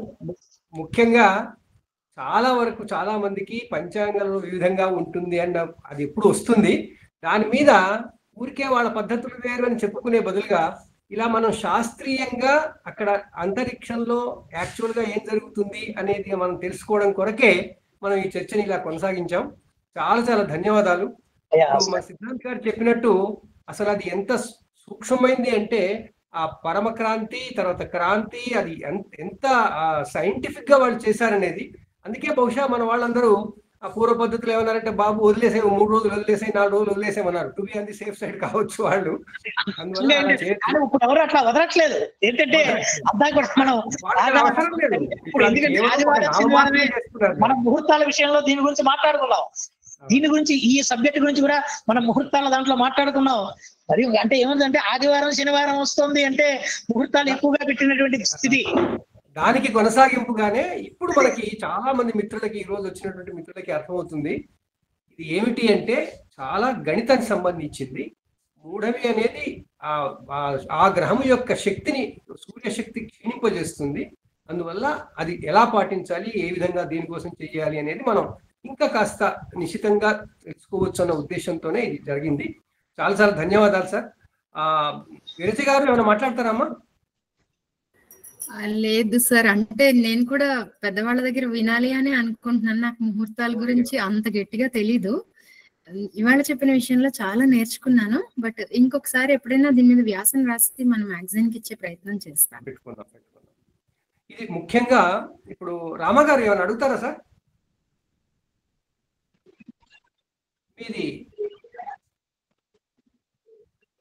మీరు మైక్రోఫోన్ ఆన్ చేయండి, మ్యూట్ లో ఉన్నారు.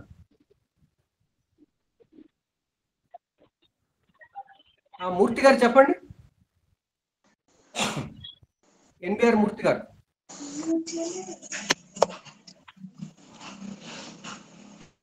అయ్యా మూర్తి గారు మీరు చెయ్యెత్తారు. అయ్యా గురువు గారు నమస్తే. అసలు ఈ టాపిక్ గురువు గారికి నేనే మెసేజ్ పెట్టింది. చాలా ధన్యవాదాలు. ఇది రకరకాలుగా అన్ని పంచాంగాల్లో ఈ ముహూర్త నిర్ణయం చేసేటప్పుడు నేను దొనవాడ దేవస్థానంలో బుచ్చిరెడ్డిపాలెం నెల్లూరు జిల్లాలో పనిచేసేది. అక్కడ ఒక ముహూర్తం పెట్టేశాను. వారు పెళ్లి కొడుకు తరఫు వాళ్ళు హైదరాబాద్ వాళ్ళు, పెళ్లి కూతురు నెల్లూరు జిల్లా వాళ్ళు. నేను పెట్టేసిన తర్వాత డిసెంబర్ 6వ తారీఖు పెట్టాను. అది గార్గే గారి పంచాంగం చూసి పెట్టాను. వాళ్ళు నేను పెట్టిన ముహూర్తాన్ని తప్పుపట్టి వాళ్ళు వేరే మళ్ళా అక్టోబర్కి వాళ్ళు మార్చుకొని నాకు మళ్ళా చెప్పారు. ఈ విధంగా చెప్పిన తర్వాత ఇంకొక సమస్య ఇదే విధంగా నాకు వచ్చిన తర్వాత ఆ తర్వాత శాస్త్రి గారిని నేను మెసేజ్ పెట్టి అడిగాను. నేను దేని ప్రమాణంగా కొంతమంది ఏం చెప్తున్నారు, అసలు మూఢమికి కొన్ని రోజుల ముందు కొన్ని రోజుల తర్వాత అసలు వివాహం చేయకూడదు, అసలు ముహూర్తం పెట్టకూడదు అని కొంతమంది చెప్పున్నారు. ఇంకొకటి ఏంటంటే అసలు మీ ఇప్పుడు వచ్చిన గ్రహణానికి తర్వాత గ్రహణానికి మధ్య కొంతకాలం విడవమని కొంతమంది చెప్పున్నారు. నేను ఏ నిర్ణయం తీసుకోలేక మన గురువు గారిని అడిగాను. ఇంకొక చిన్న సందేహం కూడా ఉంది. ఈ రవి శుక్రుల కలయిక వివాహం తర్వాత కానీ జాతకరీత్యా కూడా ఈ రెండు కలిసి ఉన్నప్పుడు వాళ్ళు విడాకులు ఎక్కువ మంది విడాకులు తీసుకుంటున్నారు.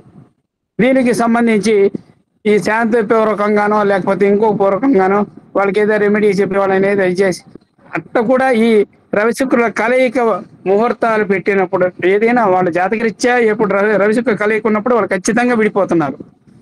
ఈ ముహూర్తాన్ని నేను ప్రామాణికంగా ఏ విధంగా తీసుకోమంటారు? ఇది అందులో ఈ రవిశుక్రుల కలయిక ఉన్నప్పుడు ఒకవేళ మూడము ఉన్నా లేకపోయినా వాళ్ళు కలిసారంటే ఇంకా మూడము లెక్కే కాబట్టి వాళ్ళని వివాహం విడిపోవడం తథ్యంగా జరుగుతూ ఉన్నది. దీనికి నేను ఏ విధంగా ఈ నా సందేహాన్ని నివృత్తి చేసుకోగలరు, మీ ద్వారా చేసుకోగలనని నేను మిమ్మల్ని అభ్యర్థిస్తున్నాను గురువు గారు. అయ్యా, రవి శుక్రుడు కలుసున్నారు అంటే శుక్రమూఢమి వచ్చినట్టే. అలాగని వాళ్ళ మధ్యలో ఉన్న దూరం కూడా మనం ముఖ్యంగా తీసుకోవాలి. ఇంతకుముందు గురువుగారు చెప్పినట్టు అది 10 భాగాల 12 భాగాలు అనేది తీసుకోవాలి. రవి శుక్రుడు వక్రంలో ఉన్నాడా ఆ క్రమాలు చూసుకోవాలి. కేవలం వాళ్ళు ఒక రాశిలో ఉన్నంత మాత్రాన ఈ విడాకులు వస్తాయని మనం అనుకోకూడదు. వాళ్ళు ఎక్కడున్నారో కూడా చూడాలి, ఏ భావంలో ఉన్నారో కూడా చూడాలి. వాళ్ళిద్దరి కలయిక వాళ్ళు ఏ రాశిలో ఏ భావంలో ఉంటే ఆ భావం మీద ప్రభావం ఎక్కువ పడుతుంది. వివాహం మీద పడాలని ఏం లేదు. అయితే మీరు అబ్జర్వ్ చేసినట్టు అనుకుంటున్నారు కాబట్టి ఇంకా మనం దాని మీద పరిశోధన చేయాల్సి ఉంటుంది. శుక్రుడు రవి కలిసినంత మాత్రాన భార్యాభర్తలు విడిపోతారు అని అనుకోవడం తగదు. తర్వాత పురోహితులందరికీ కూడా, దీంట్లో ఉన్న పురోహిత మిత్రులు ఎవరైనా ఉంటే వాళ్ళందరికీ కూడా చెప్పేది ఏంటంటే, మీరు ముహూర్తాలు పెడుతున్నప్పుడు కేవలం పంచాంగాల మీద ఆధారపడండి. మీరు ఈ విషయ సంబంధంగా విజ్ఞానం పెంచుకోండి. మీకు జ్యోతిర్వాణి ఎప్పుడు మీకు సహాయంగా ఉంటుంది. మీకు కావాలనుకుంటే మీరు అడగొచ్చు, మేము చెప్పొచ్చు. మనము పంచాంగ విజ్ఞానం కొంచెమైనా పెంచుకోవాలి. అసలు ఏది పెంచుకోకుండా ఇన్ని పంచాంగాలు ఉన్నాయి, నాకు ఏ పంచాంగం సూటబుల్ అయితే అది వాడతాను అనుకోవడం చాలా తప్పు. మనం మన డ్యూటీకి మనం ద్రోహం చేస్తున్నాం. దయచేసి ఎక్కువ పంచాంగాలు తీసుకోకండి. ఒక పంచాంగం మీకు అనిపించింది చాలా బాగుంది, ఇది అన్ని రకాలుగా కలిసి వస్తుంది. మూఢం వచ్చినప్పుడు మీరు ఏ పంచాంగం ద్వారా మీరు మూఢాన్ని గమనించగలరో వాళ్ళని చూడండి, గ్రహాలను చూడండి, సూర్యాస్తమయం సూర్యోదయం గమనించండి. మీ దగ్గర గడియారం పెట్టుకోండి, మీరున్న ప్లేస్ని పెట్టుకోండి, అక్కడ నిజంగా సూర్యోదయం అవుతుందని ఒక్కనాడు చూడండి, ఒక 2 రోజులు చూడండి. మీ దగ్గర ఉన్న పంచాంగం కరెక్టా కాదా అనేది మీకే తెలుసుకోండి. అట్లా మనం కొంచెం తెలివి తెచ్చుకోవాలి. మన వృత్తి నైపుణ్యం పెంచుకోవాలి అంటే మనం ఈ విజ్ఞానాన్ని కొంచెంగానైనా తెచ్చుకోవాలి. ఈ రోజు మళ్ళీ మూఢమే అనే పేరు లేకుండా ఈ విషయాన్ని పెట్టడానికి కారణం ఇదే. ఉదయాస్తమయాల కారణంగా మూఢమి, ఉదయించినప్పుడు మూఢమి పోతుంది, అస్తమయమైనప్పుడు మూఢమి వస్తుంది. అది తూర్పు దిక్కున అవుతుందా, పడమటి దిక్కున అవుతుందా? పడమటి దిక్కున అవుతుంది అంటే దాని అర్థం సూర్యుడి కన్నా ముందున్నాడు, తూర్పు దిక్కున ఉంది అంటే సూర్యుడి వెనకాల ఉన్నాడు. అట్లా మనం ఈ విషయాలు అవగాహన చేసుకునే ప్రయత్నం చేయండి. ఇంకా మనం కృషి చేస్తే ఎన్నో వస్తుంటాయి. అందువల్ల అందరికీ ధన్యవాదాలు. మీరు దయచేసి పంచాంగాలని గుడ్డిగా పంచాంగంలో రాసుందే అది సిద్ధాంతము అని అనుకోకండి. మాలతి గారు. నమస్కారం అండి. శ్రీ గురుభ్యో నమః. చెప్పండి. శ్రీకృష్ణ పరబ్రహ్మణే నమః. ఇది నేను ఇప్పుడు చెప్పే 4 మాటలు ఈ గ్రూప్ లో ఉన్న పండితుల కోసం మాత్రం కాదండి. కేవలం ఇప్పుడిప్పుడే బేసిక్స్ నేర్చుకుంటున్న వాళ్ళ కోసం నాకు తెలిసిన 4 ముక్కలేవో షేర్ చేసుకుందామని అనుకున్నాను అంతేను. పండితులందరికీ ప్రణామములు. నాకంత స్థాయి లేదు. కాకపోతే ఏదో కొత్తగా ఇక్కడ ఈ గ్రూప్ లో చేరిన వాళ్ళ కోసమని. బుధ గురు శుక్ర ఈ గ్రహాలు ఉదయించడం అస్తమించడం. ఉదయించడం అంటే అవి మనకు కనపడడం, అస్తమించడం అంటే కనపడకపోవడం. ఏ గ్రహమైనా మన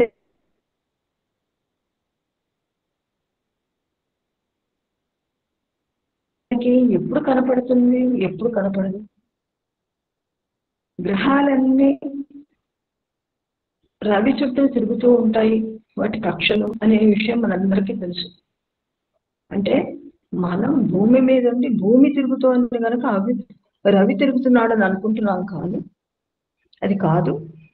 తూర్పు పడమర ఇవన్నీ కూడా భూ పరిభ్రమణం వల్లే ఏర్పడుతోందన్న విషయం కూడా మనకు తెలుసు.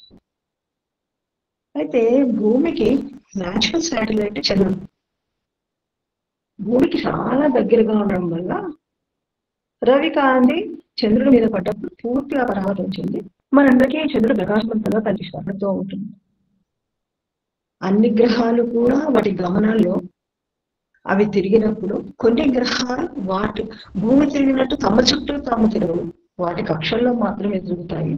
అందువల్ల అవి మన వైపుకి కనిపిస్తాయి. మన వైపుకి కనిపించిన పార్టే మనం చూడగలం, వెనకాల వైపు మనం చూడలేం.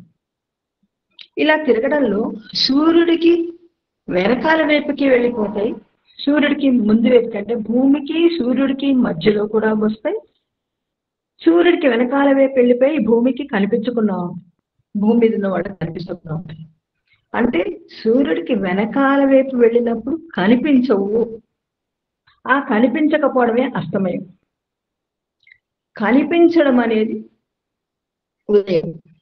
ఇక్కడ ఇంకొక ముఖ్యమైన పాయింట్ ఏంటంటే అంతర్గ్రహాలు, బాహ్యగ్రహాలు. బుధుడు, శుక్రుడు అంతర్గ్రహాలు. ఈ అంతర్గ్రహాలు సూర్యుడికి దగ్గరగా ఉంటాయి కనుక సూర్యోదయంతో పాటు సూర్యోదయానికి ముందు అవి కనిపిస్తాయి, సూర్యోదయం తర్వాత అంటే సూర్యాస్తమయం తర్వాత మళ్ళీ కనిపిస్తాయి తప్పించి సూర్యుడి వెలుగు వల్ల అవి మనకి కనిపించడం అనేది అసాధ్యం. అందువల్ల సూర్యోదయానికి ముందు వీటిని మనం దర్శించుకోవచ్చు, సూర్యోదయం తర్వాత కూడా దర్శించుకోవచ్చు. కానీ ఈ మధ్యలో ఆకాశంలో వాటిని చూడలేము. కానీ గురుడు బృహస్పతి గ్రహము, అది బాహ్య గ్రహం, అంటే సూర్యుడి నుంచి చాలా దూరంగా. దానివల్ల ఆ గమనంలో ఎప్పుడు కూడా ఆకాశంలో మధ్యాకాశంలో ఏ ప్రాంతంలో అయినా కనిపించడానికి అవకాశం ఉంది. అంటే సూర్యోదయానికి ముందే కనిపించాలని అవసరం లేదు. భూమికి సూర్యుడికి మధ్యలో ఉన్నప్పుడు రాత్రంతా కూడా మనకు కనిపిస్తూనే ఉంటుంది, వాటి గమనించగలరు. ఈ పాయింట్ నేను చెప్పదలుచుకున్నాను ఇక్కడ. అంతేకాకుండా బుధ, గురు, శుక్ర అంటే ఏవైతే మనకి ఇవి మూడు శుభగ్రహాలు కనుక అవి కనిపించినప్పుడు మనం మూడు అనుకుంటాం. బుధుడు ఒకటి చాలా దగ్గరగా ఉంటాడు కనుక అస్తంగత్వాన్ని మనం పెద్దగా పట్టించుకోము ముహూర్తాల విషయం. కానీ శుక్రుడు, గురుడు మాత్రం తప్పనిసరిగా మనం పట్టించుకుంటాం, ఎందుకంటే వివాహ ఏవైనా శుభకార్యాల కోసం. ఇక్కడ ఇంకొక ముఖ్యమైన పాయింట్ నేను చెప్దాం అనుకున్నాను. మనం భూమి మీద మనుషులుగా పుట్టామంటే అంత ఇంత జ్యోతిషం నాలెడ్జ్ కానీ శాస్త్ర పరిజ్ఞానంతో కానీ మనం ఆకాంక్షించేది మోక్షం. ఈ గ్రహాలు తీసుకుంటే గ్రహాల్లో శుభగ్రహాలు, అశుభ గ్రహాలు. మనం బాగా గమనిస్తే అశుభగ్రహాలవి కంట్రోల్ చేసే నక్షత్రాల్లో ఎక్కువ ముహూర్తాలు ఉంటున్నాయి. ఉదాహరణ తీసుకుంటే శుభగ్రహాలు తీసుకుంటే గురువుకి సంబంధించిన 3 నక్షత్రాలను ఒక పునర్వసు ఒక్కటే వేదాధ్యాయానికి పనికొస్తుంది తప్పించి మిగిలిన విశాఖలో కానీ పూర్వభాద్రలో కానీ మనం ముహూర్తాలు పెట్టాం. అలాగే శుక్రగ్రహానికి సంబంధించిన 3 నక్షత్రాలను శుభకార్యాలకు ముహూర్తాలు పెట్టాం. భరణి కానీ పుబ్బ నక్షత్రం కానీ పూర్వాషాఢ కానీ ముహూర్తాలు పెట్టాం. మరి ఇవి శుభగ్రహాలే, ముహూర్తాలకు పనికి రావటం లేదు. ఈ 3 నక్షత్రాల్లో కూడా జ్యేష్ఠ, ఆశ్లేష ముహూర్తానికి, ఆశ్లేష ఇంకా మంత్రానికి వస్తుంది కానీ ఒక రేవతి తప్పించి దేంట్లో ముహూర్తాలు లేవే. కానీ మనం అశుభగ్రహాలు అనుకుంటున్నాము. రవి తీసుకుంటే కృత్తిక నక్షత్రం వేదాధ్యం, కానీ ఉత్తరాషాఢం, ఉత్తరపల్లి ఉత్తరాషాఢం ఈ రెండు అన్నింటికీ పనికొస్తాయి. అలాగే కుజగ్రహం తీసుకుంటే 3 నక్షత్రాలు కూడా మృగశిర, చిత్త, ధనిష్ట 3 పనికొస్తాయి. ఇక శనికి సంబంధించిన 3 నక్షత్రాలు పనికొస్తాయి. పుష్యమి, అనురాధ, ఉత్తరాభాద్ర. రాహు నక్షత్రాలు ఆర్ద్ర అంటే శివుడు లయకారకుడు కనుక ఆర్ద్ర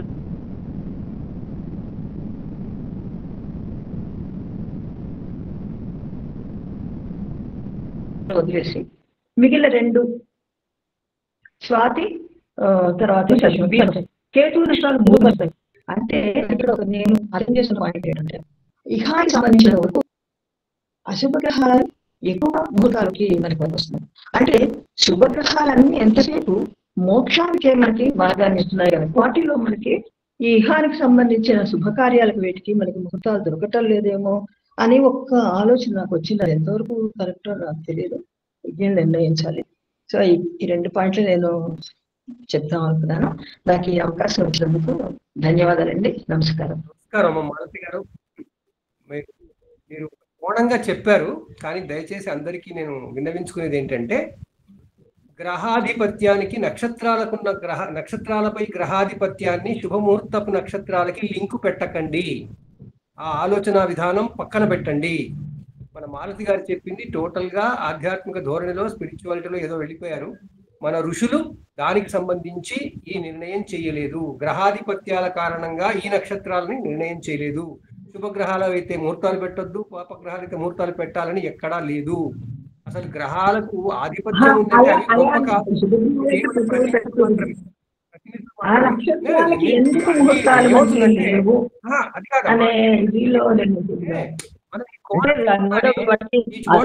సిద్ధాంతమే కూర్చుంటుంది, అది కాదు. షార్ట్ కట్ అనుకుంటారు, మనం అలాంటివి చెప్పకూడదు. అది కేవలం మీరు అన్నట్టుగా స్పిరిచువల్ గా ఎక్కువ ఉన్న వాళ్ళు అర్థం చేసుకోవడానికి ఓకే, అందరికీ ఒకే తిరిగా చెప్పకూడదు కదా. అందువల్ల ఆ రూల్ ఏమీ లేదు. దయచేసి నేను చెప్పాల్సిన క్లారిటీ ఏంటంటే, శుభగ్రహాధిపత్యం ఉన్న నక్షత్రాలన్న రూలు ముహూర్తాలకు లేదు. ఇటు ఉండొచ్చు, అటు ఉండొచ్చు. కొన్ని నక్షత్రాలు దీనికి మనకు వస్తాయి, దానికి మనకు వస్తాయి. అందువల్ల అది సూత్రం కాదు. ఎందుకంటే అది ఆ జ్యోతిష్ శాస్త్ర పరిజ్ఞానం తీసుకొచ్చి ముహూర్త విజ్ఞానంలో కలపకూడదు. ఆ ఆధిపత్యాలకు ఉన్న సంబంధం లేదు. ఆధిపత్యాల కారణంగా ముహూర్తాలు నిర్ణయించబడవు. కేవలం రాస్యాధిపత్యం మాత్రమే చూస్తాము, అంతకుమించి నక్షత్రాధిపత్యం చూడము. అందువల్ల మనం దాని గురించి మాట్లాడుకోవచ్చు, అది ఓకే. ఇంకా రెండవది ఏంటంటే, ఈ కార్యక్రమం మనం నిర్వహించేది వేద సంస్కృతి పరిషత్. వేద సంస్కృతి పరిషత్ గురించి బహుశా అందరికీ తెలిసే ఉంటుంది. ఆ వేద సంస్కృతి పరిషత్ మనది ఒక 9 ఆలయాలు ఉన్నటువంటి త్రిశక్తి పీఠం ఉన్ని హరిహర క్షేత్రం అని మనకి భువనగిరి జిల్లా, అంటే భువనగిరి యాదాద్రి జిల్లాలో వలిగొండ దగ్గర ఉంది. దానికి సంబంధించిన విషయాలు కొన్ని మీతో ఈ సమయంలో చెప్పడానికి నేను బ్రేక్ తీసుకుంటున్నాను. ఏంటంటే, ప్రతి దసరాకి మిగతా రోజుల్లో కూడా మనకి అక్కడ క్షేత్రంలో మొత్తం దసరా అమ్మవారి ఉత్సవాలు జరుగుతాయి. దానికి సంబంధించిన సమాచారం మన కమలాక్ష శర్మ గారి మిసెస్ మనోహరి గారు ఆల్రెడీ మనకి గ్రూపుల్లో పెట్టారు. ఈ దసరా నవరాత్రి మహోత్సవాలప్పుడు చాలా వైభవంగా అక్కడ బాగా జరుగుతుంది. ఆ విషయాలన్నీ అందరూ కూడా దయచేసి చదవాలని, ఆ 9 రోజుల పాటు జరిగేటువంటి ఆ పూజా కార్యక్రమాలు, వాటి సేవలు, ఇవన్నీ మీరు దయచేసి గమనించాలని కోరడం జరుగుతుంది. అందరూ దయచేసి గమనించండి. ఆ త్రిశక్తి పీఠంలో ఉన్నటువంటి 3 అమ్మవార్ల దయలకి మీరు పాత్రలు కావాలి. మనందరి తరఫున అక్కడ పూజలు జరుగుతాయి, మనందరి కోసం పూజలు జరుగుతాయి. మొత్తం మంచి మంచి పండితుల్ని పిలిపిస్తాము. మనం ఏ శాస్త్రీయంగా అన్ని చేయాలనుకుంటున్నామో ఆ శాస్త్రీయత అంతా అక్కడ ప్రత్యక్షంగా అన్వయించబడుతుంది. అందువల్ల వీలున్న వాళ్ళు తప్పకుండా దసరాల్లో ఆ అమ్మవారిని దర్శించుకోవడానికి రండి, ఆలయాలను దర్శించండి. అది హైదరాబాద్కి సుమారు 70 కిలోమీటర్ల దూరంలో ఉంది. విజయవాడ రోడ్డు మీద వెళితే చౌటుప్పలని వస్తుంది, అక్కడి నుంచి లెఫ్ట్కి ఇంకొక 20 కిలోమీటర్లు వస్తుంది. హైదరాబాద్ నుంచి 70 కిలోమీటర్లు ఉంటుంది. ఈ విషయాలు చెప్పడం కోసం నేను బ్రేక్ తీసుకున్నాను, కాసేపు మన్నించండి. సిద్ధాంత్ గారు, మీరు ఏమైనా చెప్తారా? మీరు అది చెప్పడానికి ఉద్యమించినట్టు అనిపించింది. నక్షత్రాలు, గ్రహాధిపత్యాలకు సంబంధించి ఏమైనా అంటారా?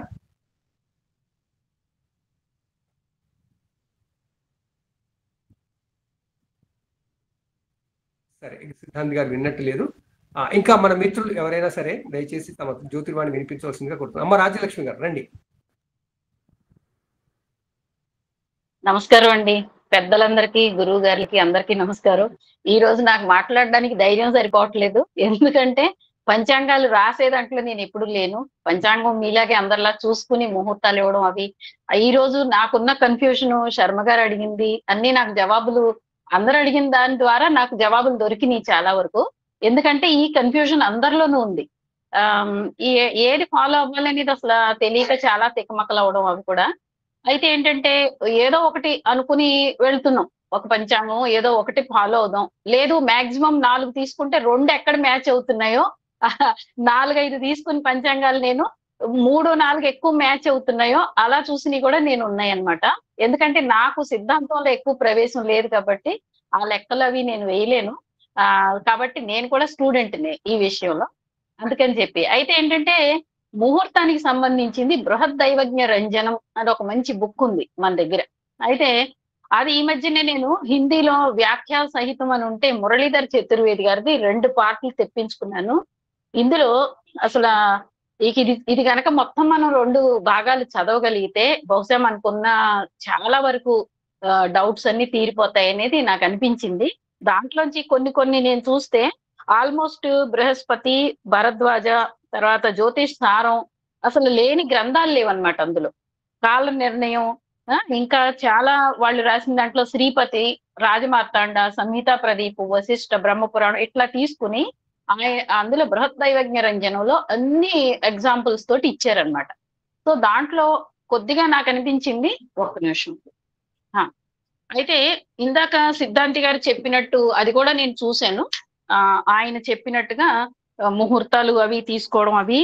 అయితే ఏంటంటే ఇందులో కొన్ని ఏ నెలలో గురు శుక్రులు ఇద్దరు పరస్పరం సమదృష్టితో ఉంటారు, అంటే సప్తమంలో సమసప్తకాల్లో ఉంటారో అప్పుడు నర్మదా నదికి ఉత్తర భాగంలో వివాహాది శుభకార్యాలు చేయకూడదు అనేది కొన్ని రాశారు. ప్రాంతాల గురించి చాలా చాలా చోట్ల రాశారు. ఎందుకంటే కర్ణాటక గురించి కానీ, అంటే ఈ మిగిలిన అన్నిట్లో శ్రీపతి, రాజమార్తాండ, సంహిత ప్రదీప్, వశిష్ఠ, బ్రహ్మపురాణం ఇలాంటివన్నీ ఎన్ని రోజుల తర్వాత త్యజించాలి అంటే సమసప్తకాలు వచ్చిన తర్వాత బృహస్పతి, శుక్రుడు, గురువు ఇద్దరు కూడా మూడం గాని, ఒకళ్ళ మీద ఒకళ్ళ దృష్టి గాని, లేదా వీళ్ళల్లో ఎవరైనా పగటి దర్శనం కనుక అయితే, పగల దర్శనం అయితే ఆ సమయంలో శుభకార్యాలు చేయకూడదు అనేది మనకి ఈ గ్రంథంలో తెలుస్తుందండి. ఆ తర్వాత ఏంటంటే పగలు గురువు గాని, శుక్రుడు గాని, లేదా ఇద్దరిలో ఒకళ్ళు గాని ఆకాశంలో దర్శనం అయితే ఆ సమయం చాలా దోషపూర్ణం. అక్కడి నుంచి 7 రోజులు శుభకార్యాలు నష్టం అవుతాయి కాబట్టి పగల దర్శనం అయ్యాక 7 రోజులు త్యజించాలి అని చెప్పి రాశారు. తర్వాత గురువు ఉన్న స్థానం నుంచి షష్టమో అష్టమంలో ఆఖరి అంశంలో కనుక చంద్రుడు ఉంటే శకట యోగం అనేది ఒకటి ఉంటది. సో దాంట్లో శుభకార్యాలు చేస్తే మరణం కూడా కలుగుద్ది అనేది కూడా చెప్పారు. అయితే ఈ విధంగా చూసుకుంటూ వస్తే చాలా వరకు 252వ రోజు శుక్రుడు తూర్పు దిశలో అస్తమించి మళ్ళా 72వ రోజు పశ్చిమంలో ఉదయిస్తాడని, తిరిగి 250వ రోజు పగలు పశ్చిమంలో అస్తమించి మళ్ళా 9వ రోజు ఉదయిస్తాడు. ఇట్లా అన్ని రకాలుగా వాళ్ళు రాశారండి. అంటే సిద్ధాంతి గారు లాంటి వాళ్ళు చదివి బహుశా మా డౌట్స్ ఆయన తీర్చగలరేమో. ఎందుకంటే గురువు నేను ఇప్పుడు నిన్న మీరు ఇచ్చిన తర్వాత 5 సంవత్సరాల పంచాంగాలు తీసుకుని ఇవ్వండి ఈ గురువు శుక్రుడు అన్ని రాసుకున్నాను డేట్స్. రాస్తే అన్ని కూడా చాలా కన్ఫ్యూజింగ్ గా, అంటే శుక్రుడి 2 సార్లు వస్తున్నాయి, గురువు సంవత్సరానికి ఒకసారి ఒక నెలకే వస్తుంది. ఇదైతే అర్థమైంది. 2022-23లో అసలు ఒక్కటి కూడా గురువు మూఢం అనేది రాలేదు, అస్తమయం గాని ఉదయం గాని. 2022-23లో అసలు జరగలేదు మనకి అది. సో 5 సంవత్సరాలవి నేను అందరివి ములుగు, అప్పుడు ఆయన ములుగు రామలింగేశ్వర గారు కూడా ఉన్నట్టున్నారు, ఆయన పంచాంగం కూడా తీసుకున్నాను. సో ఆ విధంగా డేట్స్ చూస్తే చాలా కొద్దిగా మ్యాచ్ అవుతున్నాయన్నీ చాలా అనిపించినాయి. కాకపోతే మన ఈ 2025 12వ తారీఖు జూన్ నెలలో మనకి ఎయిర్ ఇండియా ఫ్లైట్ క్రాష్ అయింది కదా అహ్మదాబాద్ లో. సరిగ్గా దానికి 1 రోజు ముందే గురువు అస్తమించాడు పశ్చిమంలో. అలా ఇన్సిడెంట్స్ ఏవైనా తీసుకుంటే బహుశా మనం మ్యాచ్ చేసుకోవడానికి బాగుంటదేమో అని చెప్పి నేను కొన్ని చూశాను. ఆ పెహల్గాం అటాక్ జరిగింది కూడా ఏప్రిల్ 22. అప్పుడు బుధుడు గ్రేటెస్ట్ ఎలాంగేషన్ పొందాడు, సూర్యుడి నుంచి మాక్సిమం ఎలాంగేషన్ జరిగింది ఆ రోజున. అట్లా చూసుకుంటూ ఉంటే కొద్దిగా కొన్ని మ్యాచ్ అయ్యే ఇన్సిడెంట్స్ మనం ద్వారా ఈ ముహూర్తాలు మనం ఎంతవరకు వెళ్తున్నాము అనేది కూడా మనం మేబీ డిసైడ్ చేయొచ్చేమో తెలియదు. ఇంకొకటి ఏంటంటే భార్యాభర్తలు ఇద్దరు మరణం, మధ్యనాడి ఇద్దరిది మధ్యనాడి అయితే మరణం అని కూడా చాలా చోట్ల మనం చదివాము మన ముహూర్త చింతామణిలో నాడి విషయంలో.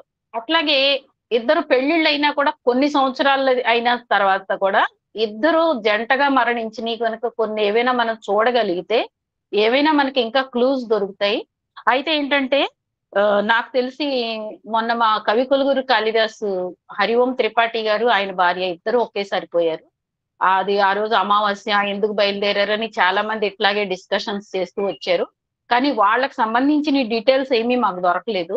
దొరికితే మేము అవి స్టడీ చేయాలని చెప్పి అనుకున్నాం అనమాట. ఎందుకంటే ఈ గ్రంథాల్లో ఖచ్చితంగా రాసి ఉన్నాయి ఈ ఫలానా శుక్రుడు గనక అస్తమించినప్పుడు మ్యారేజ్ చేస్తే ఈ మన ఆడవాళ్ళకి, గురువు అస్తమించినప్పుడు మగవాళ్ళకి, అట్లా ఇద్దరికి కూడా కేతువు కూడా మళ్ళా పూర్వ దిశలో ఉదయిస్తే అది కూడా ఇద్దరు భార్యాభర్తలు మరణిస్తారనేది ఈ మన బృహత్ దైవజ్ఞ రంజనంలో ఖచ్చితంగా రాసి ఉందన్నమాట. సో ఆ రాసిన వాటిని ఏదైనా మనం కొద్దిగా ఇన్సిడెంట్స్ దొరికితే, ఎప్పుడైనా నేనంటే నాకు ఇంకా దొరకలేదు అట్లాంటి, ఇవాళ నిన్న మీరు ఇచ్చాక జస్ట్ చూసాను అనమాట. సో అట్లాంటి ఇన్సిడెంట్స్ మనం ఏమైనా మ్యాచ్ చేసుకుంటే మేబీ మనం ఇట్లాంటి కొంచెం దృక్ సిద్ధాంతం ప్రకారం ప్లస్ మన అనుభవం ప్రకారం కూడా మనం మ్యాచ్ చేసుకుంటే మేబీ మనం దగ్గరగా రీచ్ అవుతామేమో క్యాలిక్యులేషన్స్ కి అనేది నాకు అనిపించింది. ఆ తర్వాత ఏంటంటే మన చాలా వరకు ఈ మేజర్ గా జరిగే ఇన్సిడెంట్స్ అన్ని నోట్ చేసుకుంటే బుధుడు ఏంటంటే వ్యాపారానికి వాటికి మనం ఎక్కువ చూస్తాం కాబట్టి షేర్ మార్కెట్ లో ఎప్పుడు బుధుడు వక్రించినా కూడా నేను అబ్జర్వ్ చేసింది ఏంటంటే బుధుడు ముందున్న స్థితి షేర్ మార్కెట్ అప్ లో ఉందనుకోండి, అప్పుడు కనుక బుధుడు వక్రించిన అస్తమించిన అప్పుడు ఆ షేర్ మార్కెట్ దాని యొక్క ప్రభావం వ్యతిరేకం అవుతుంది. బాగుంటే తేడా వస్తుంది, లేదు బాగోపోతే బాగుంటది. అది మనం అబ్జర్వ్ చేశాను కొన్ని చోట్ల. నేను షేర్ మార్కెట్ విషయంలో బుధుడిది అస్తమం ఉదయం రెండు కూడా మనకి చాలా అవి యూస్ఫుల్ అనిపించింది నాకు. అట్లాగే శుక్రుడిదేమో మన మ్యారేజెస్ విషయంలో అది నేను ప్రాక్టికల్ గా చూడాలనేది నేను ఇంకా అనుకుంటున్నాను. గురువుది వచ్చేసి విమాన ప్రమాదాలు అవి కూడా కొద్దిగా ఒకటి రెండు చూస్తే మనకు అలాగ అనిపిస్తున్నాయి. సో కాబట్టి నేను ఈ రోజు ఎక్కువ మాట్లాడడానికి నాకు అంత నాలెడ్జ్ లేదు, జస్ట్ నేను అబ్జర్వ్ చేసి ఇంకా చెయ్యాలి ఈ విధంగా అనేది నాకు అనిపించి నేను రెండు మాటలు చెప్దామని వచ్చాను. నాకు ఈ అవకాశం ఇచ్చినందుకు ధన్యవాదాలండి. నమస్కారం. ఒక కొత్త పుస్తకం గురించి తెలిసింది. సిద్ధాంత్ గారు అయ్యా నమస్కారం. ఇప్పుడు రాజ్యలక్ష్మి గారికి నేను ఒక చిన్న సమాధానం చెప్పాలి. ఇక్కడ ఆవిడ నన్ను పోటీ ఇచ్చింది కాబట్టి అది అందరికీ ఉపయోగపడుతుంది అనుకుంటున్నాను. ముఖ్యంగా ఈ యొక్క మౌఢ్యముల్లో ఎందుకు ఇందాక నేను ప్రారంభాంత్యాల గురించి మాట్లాడుకున్నాం, అట్లాగే ప్రారంభాంత్యాలతో పాటుగా ఉండేటువంటి సమయంలో ఎందుకు తేడాలు వస్తాయి. ఎందుకని అంటే ఇక్కడ ఒక విశేషమైనటువంటి స్థితులు అంటే గ్రహ వేగములు కూడా ఇక్కడ అవ్వదు. ఇక్కడ చాలా వేరి మనం దీంట్లో తీసుకోవాలి. ఎందుకని అంటే మనం దీర్ఘరాశులు, విశ్వరాశులు, సమరాశులు అనేటువంటివి మనం ప్రాథమికంలో మనం యాక్చువల్గా అందరూ కూడా అభ్యాసం చేసి ఉంటారు. అంటే ఇప్పుడు చూడండి, మనకి దీర్ఘరాశుల్లో ఎక్కువగా పగటి కాలం ఉండేటువంటి రాశుల్లో మనం ఉంటూ ఉంటాం. అశ్వరాశుల్లో ఎక్కువగా రాత్రి కాలం ఉండేటువంటి స్థితిగతుల్లో మనం ఉంటూ ఉంటాం. కాబట్టి ఇటువంటి పరిస్థితుల్లో ముఖ్యంగా మనకి ఈ గ్రహాలు ఎక్కడెక్కడ మౌఢ్యాల్లో ఉన్నాయి, అది దీర్ఘరాశ, అశ్వరాశ అనేటువంటి దాన్ని బట్టి గ్రహ వేగములు కూడా మారుతూ ఉంటాయి. గ్రహ వేగం మారినప్పుడు ఈ మౌఢ్యము యొక్క గతులు మారుతూ ఉంటాయి. అలాగే ఇందాక ఆవిడేవో కొన్ని గ్రంథాలు దాంట్లో నోట్ చేసి ఇందులో ఇన్ని రోజులే ఉంటాయండి అని ఉంది, కానీ ఇక్కడ ఇన్ని రోజులు ఎక్కడా కనిపించట్లేదు, దీంట్లో కొన్ని తేడాలు వస్తున్నాయని కన్ఫ్యూజ్ అయిపోతుంది. అంటే అది మధ్యస్థ బుద్ధితో ఆలోచించినవి ఏంటిది, అవి పైగా ఆ కాలానికి అనుగుణంగా ఉండేటువంటి దాని ప్రకారంగా కక్షా మార్గాన్ని బట్టి చేసినవి. అప్పుడున్న కక్షా మార్గానికి ఇప్పుడున్న కక్షా మార్గానికి చాలా వ్యత్యాసాలు వచ్చాయి. అర్థమైందమ్మా? పూర్వకాలం అర్థమైందమ్మా? కాబట్టి దీన్ని మీరు ఏకరువు పెట్టడానికి వీల్లేదు. అక్కడ ఉన్నట్టే ఇక్కడ ఉండాలి అనేది. నెక్స్ట్ ఇంకొకటి, శుక్రమౌఢ్యాల్లో రెండు రకాలు ఉన్నాయని చెప్పుకున్నాం మనం. ఒకటి అంటే సూర్యునికి భూమికి మధ్యలో శుక్రుడు రావటం, ఇంకోటి సూర్యుడు మధ్యలో వచ్చి శుక్రుడు అటువైపు ఉండి, అంటే శుక్రుడికి భూమికి మధ్యలో సూర్యుడు రావటం. ఇది ఎక్కువ కాలం ఉంటుంది. ఏమిటిది? ఈ మౌఢ్య కాలం ఎక్కువ ఉంటుంది. ఇది 120 రోజుల దాకా ఉండొచ్చు. 112 రోజుల నుంచి 120 రోజులు ఉంటుంది ఈ కాలం. ఏ కాలం? సూర్యుడు నుంచి భూమికి మధ్యలో సూర్యుడు వస్తే ఇది 112 రోజుల నుంచి 120 రోజులు. ఇది ఖచ్చితంగా ఇన్ని రోజులే అని చెప్పారు అంటే అది ఏదో మధ్యస్థ బుద్ధితో చెప్పడం. ఏమిటి అర్థమైందమ్మా? కాబట్టి అంతే తప్ప మీరు దాన్ని ఫిక్స్డ్ గా తీసుకోకూడదు. అలాగే సూర్యుడికి భూమికి మధ్యలో శుక్రుడు వస్తే ఇది 9 లేక 10 రోజులే ఉంటుంది. తక్కువ. ఇది 9 లేక 10 రోజులే ఈ మౌఢ్యమి. ఎప్పుడైనా సరే బృహస్పతి యొక్క మౌఢ్యమి ఎప్పుడు 30 లేదా 29 లేదా అటు ఇటుగా సుమారుగా ఒక రోజు అటు ఇటు ఆ వేగాన్ని బట్టి 30 రోజులు వేసుకోండి. బృహస్పతి మాత్రం అంతే, అది ఫిక్స్. కానీ ఇందులో 1-2 రోజులు అటు ఇటు. ఎందుకని బృహస్పతి ఎప్పుడు బాహ్యగ్రహమే, కానీ శుక్రుడు అట్లా కాదు. కాబట్టి ఇక్కడ మనకి ఏం జరుగుతుందండి అంటే శుక్రుడిలో 112 రోజులైనా ఉండొచ్చు, లేకపోతే 9 రోజులైనా ఉండొచ్చు. దీన్ని మీరు ఫిక్స్డ్ చేయడానికి ఉండదు. ఆ రాశిని బట్టి అప్పుడు ఉన్నటువంటి వేగమును బట్టి. అంటే ఇప్పుడు చూడండి, గురువు మనకి కొన్ని రాసుల్లో రవి మనకి 1 డిగ్రీ వేగంతో ఉంటాడు. కొన్ని రాసుల్లో 58 నిమిషాలే 57, 56కే వస్తాడు ఒక్కొక్కసారి. అది మీకు గ్రహ వేగముల్లో మీరు క్యాలిక్యులేషన్ చేసుకుంటే అది కొంచెం మీరు ఇంకా సిద్ధాంతంలోకి రాలేదు కాబట్టి ఇది మీకు కొంచెం కన్ఫ్యూజన్ గా ఉన్నప్పటికీ దీన్ని మీరు ఎప్పుడు ఏది ఫిక్స్డ్ కాదు. ప్రతిదీ చెలించేటువంటి ప్రతి దాంట్లో ఫిజిక్స్ లో మొట్టమొదటిలో చెప్పిన సూత్రం ఏమిటి? చెలించేటువంటి ప్రతి దాంట్లోనూ మార్పు ఉంటుంది. చలనం ఉన్న ప్రతి దాంట్లోనూ మార్పు సహజం అన్న దాన్ని భారతం గుర్తుపెట్టుకోండి. దాన్ని ఫిక్స్డ్ చేయకూడదు. అంటే అర్థమైందండి. అదే బృహద్ దైవజ్ఞ రంజనం చాలా పాత గ్రంథం అండి. దాంట్లో పెద్దలు చెప్పారు, నేను పెద్దలు చెప్పట్లేదని చెప్పట్లేదు, కానీ ఇప్పుడు మనం చెప్పుకునేది అదే. పాత గ్రంథాలని మనము కొంతవరకే పరిగణలోకి తీసుకుంటున్నాం. ఎందుకని అంటే ప్రస్తుతం గ్రహ కక్షా మార్గాలు మారిపోయాయి. ఎందుకని అంటే వరాహమిహిరు వారు 54 అని చెప్పారు. ఇది మన అయ్యన గతి. కానీ ఇప్పుడు దాంట్లో సగటు 100 సంవత్సరాలకి 50.27 ఉంది. దాన్ని బట్టి అయినాంశ గతులు, దాన్ని బట్టి గ్రహగతులు క్యాలిక్యులేషన్ చేయకూడదమ్మా. అవునవును, ఇదివరకు కూడా చెప్పారు ఒకసారి. దీన్ని ప్రత్యక్ష ప్రమాణాన్ని వెతుక్కోవాలి. అవును, అర్థమైందమ్మా? నేనేదో ఇప్పుడేదో నాకేదో మంచి గారు వచ్చింది, పూర్వకాలం కాశీకి వెళ్ళిన వాడు కాటికి వెళ్ళిన వాడితో సమానం అనేవాడు. ఎందుకని వాడు ఇక్కడ నుంచి వాడు ఎట్ల బండిలో పడిపోయి ఎక్కడికో వెళ్ళేవాడు. ఆ రోజుల్లో రైళ్లు విమానాలు లేవు. ఇప్పుడు మనం పొద్దున ఎక్కితే మళ్ళీ సాయంత్రం వచ్చేటువంటి పరిస్థితుల్లో కాశీలో ఉన్నాం. కాబట్టి ఇప్పుడు అటువంటి పరిస్థితులు కాకుండా దయచేసి మీరు ఆధునికమైనటువంటి పరిజ్ఞానాన్ని మనం వాడుకుంటూ శాస్త్ర సాంకేతిక అనుకోవటమే శాస్త్రీయ సనాతన దుర్గణితం అని చెబుతాం మనం. అదేనమ్మా, కాబట్టి కొంచెం తేడాలు ఉంటాయి. మీరు దాన్ని ఆ గ్రంథాన్ని మనం తప్పుపట్టలేము. కానిప్పటికీ దాన్ని మనం ఒక మూలంగా భావించి తీసుకోవటం అనే భావన చేయాలి. ఈ రోజు గురువు గారు శాస్త్రి గారు ఈ రోజు టాపిక్ ఇవ్వడం మా అందరికి కూడా నేర్చుకోవడానికి తెలుసుకోవడానికి అవకాశం దొరికింది. గురువు గారు మీరు రావాలని చెప్పి ప్రత్యేకించి చెప్పారు మాకు, అది విశేషం. అవును, అవునండి. ఇందులో మాట్లాడగలిగింది మీరు ఒక్కళ్ళే. రామగారు అన్మ్యూట్ చేసుకోండి. రామగారు అడుగుతారా ఏమన్నా? అన్మ్యూట్ చేసుకోండి. మీరు మ్యూట్ లో ఉన్నారు.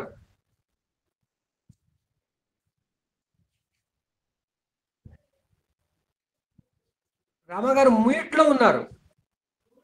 సాయినాథ్ ఏమైనా చెప్తామన్నా? అందరికీ నమస్కారం. వెంకటాద్రి సంస్థాన బ్రహ్మాండే నాస్తికించిన వెంకటేశ సమోదేవో న భూతో న భవిష్యతి.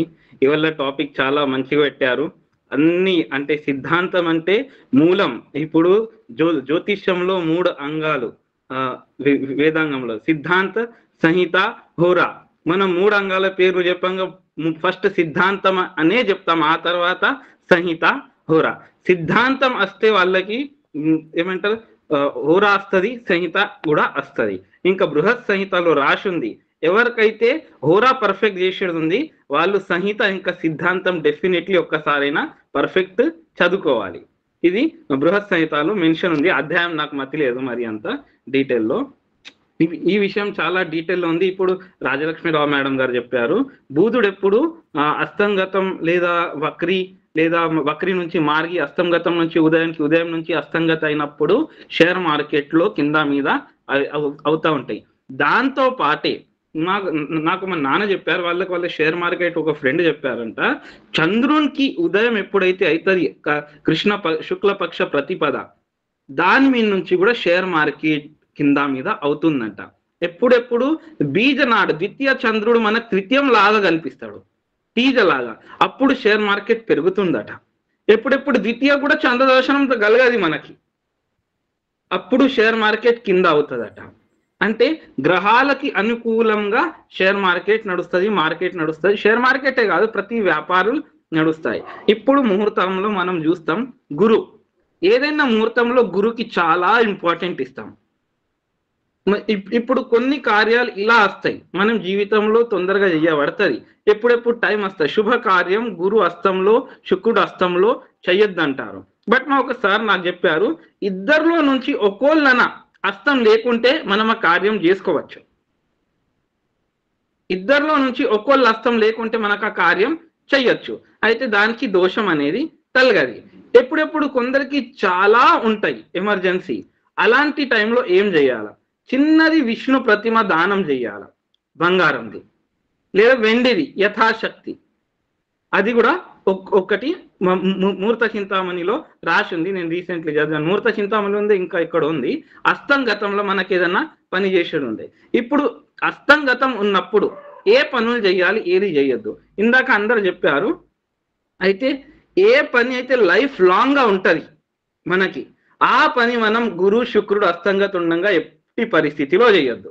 లైక్ పెళ్లి, లైక్ నేమ్ సెరమనీ, లైక్ పెద్ద స్కూల్లో we are going to start our education, first pre primary education admissions, like 4 years ఇంజనీరింగ్కి వెళ్తాం, ఆ అడ్మిషన్స్, లేదా ఇంకా అన్నప్రాశన సంస్కారం, ఇలాంటి మనం అస్తంగతంలో చేయొద్దు. కానీ కొందరికి ఇంత లాకుంటుంది, గుర్రం మీద వచ్చినట్లు వెళ్తారు, గుర్రం మీద వెళ్ళినట్లు వెళ్తారు. మరాఠీలో ఒక మాట ఉంది, షిజే పరంత థాంతే నీవే పరంత థాంబత్ నే, ఉడికేదాకా ఆగుతారు, తల్లిలో వచ్చే వరకు ఆగరు. అలాంటి అలవాటు అయిపోయింది మందులకు కూడా. ఇప్పుడు దానికి పరిహారం అంటే మనం ఏం చేయలేం. జాతకు సరే నువ్వు ఇవ్వ ముహూర్తం వేరే అయ్యగారులు ఇస్తారు, అక్కడ వెళ్తా అంటారు. అది కూడా అయింది వీళ్ళకి. ముందటి కాలంలో ఒక ప్లేస్ లో ఒక్కో ఊర్లో ఒక అయ్యగారు ఉంటుండే, వాళ్ళు రూల్ ఫాలో చేపిస్తుండే, ఇంకా ప్రజలు రూల్ ఫాలో చేస్తుండే. డెఫినెట్లీ ఒక్కో లేకుంటే ఇద్దరు ఉంటుండే, ఇంకా ఇద్దరు కలిసి ఆ ఊరికి ప్రాపర్ గా మెయింటైన్ రన్ చేస్తుండే. మరి ఆ అయ్యగారు ఎలా ఇచ్చారు? అప్పుడు వాళ్ళు ఇద్దరు కమ్యూనికేషన్ చేస్తుండే, ఇంకా డీప్ లో వెళ్తుండే. అది కూడా మనం చూసుకోవాలి. నా ఉద్దేశం ఇది అంటే పెద్ద పనులు, ముఖ్య పనులు ఎప్పుడు ముఖ్య గ్రహాలు అస్తంగతంగా ఉండగా ఇయ్యద్దు. ఇక్కడ మనం గురు శుక్ర బుధ అస్తంగతం చూస్తున్నాం, దాంతో పాటే మనం కూజుంది కూడా ఒక అస్తంగతం చూడాలి. అది దేనికోసం? అది పరాక్రమాని కోసం. ఏదైనా పరాక్రమం పని చేసేది ఉంటే అలాంటి టైంలో కూజుడు గింత అస్తంగతం ఉంటే మనం ఏ పని శుభకార్యం చేయొద్దు. ఇప్పుడు మనం ఏదన్నా గవర్నమెంట్ జాబ్, పెద్ద job, like Raju equal to king, like ఏదైనా ఉంటుంది కలెక్టర్ లెవెల్, లేదా ఆ గ్రామానికి ప్రాంతం రాజు, అలాగే గ్రహాలకి రాజు సూర్యుడు. అలాంటి టైంలో సూర్యుడు ఎలాంటి పరిస్థితిలో ఉన్నారు అది కూడా చూసుకోవాలా, అది కూడా చూడాలి. మనం సేవాభావం చేసేది ఉంటే, గవర్నమెంట్ జాబ్ చేసేది ఉంటే, నోటిఫికేషన్, అలాంటి టైంలో శనిగింత అస్తంగతంలో ఉంటే అది మనం అప్పుడు కూడా చేయొద్దు. అన్ని గ్రహాలకు అస్తంగతం దోషాలు ఉన్నాయి. ఇంకా ఇక్కడ ఒక చిన్న మాట, అస్తంగతంలో వెళ్ళేటప్పుడు దోషాలు ఎక్కువ ఉంటాయి, కానీ వెళ్ళిపోయేటప్పుడు తక్కువ ఉంటాయి. అలా నాకు అనిపిస్తుంది, ఎందుకంటే డార్క్నెస్ అయిపోయింది, now they are going to in brightness. అయితే కొంచెం కొంచెమైనా గ్రోత్ అవుతుంది. మరీ ఇప్పుడు కానీ ఏమవుతుంది, మనం వాళ్ళ కొంచెం ఏళ్ళిస్తే మొత్తమే చేతులు ఆగుతాయి. మరి ఇది అదెందుకు నడదు అంటారు. ఇలా మీరు మాకు ఉదయంలో ఇస్తున్నారు, 2 రోజుల ముందు ఇస్తున్నారు, మరి ఇంకా 1 day ముందు ఇవ్వరాదా అంటారు. వాయిస్ వస్తుందా? హలో హలో వస్తుంది. ఓకే. అయితే ఏళ్ళు ఇస్తే మొత్తం చేతులు ఆగేందుకే చూస్తారు, వాళ్ళకి ఆగే ఓపిక అనేది లేదు.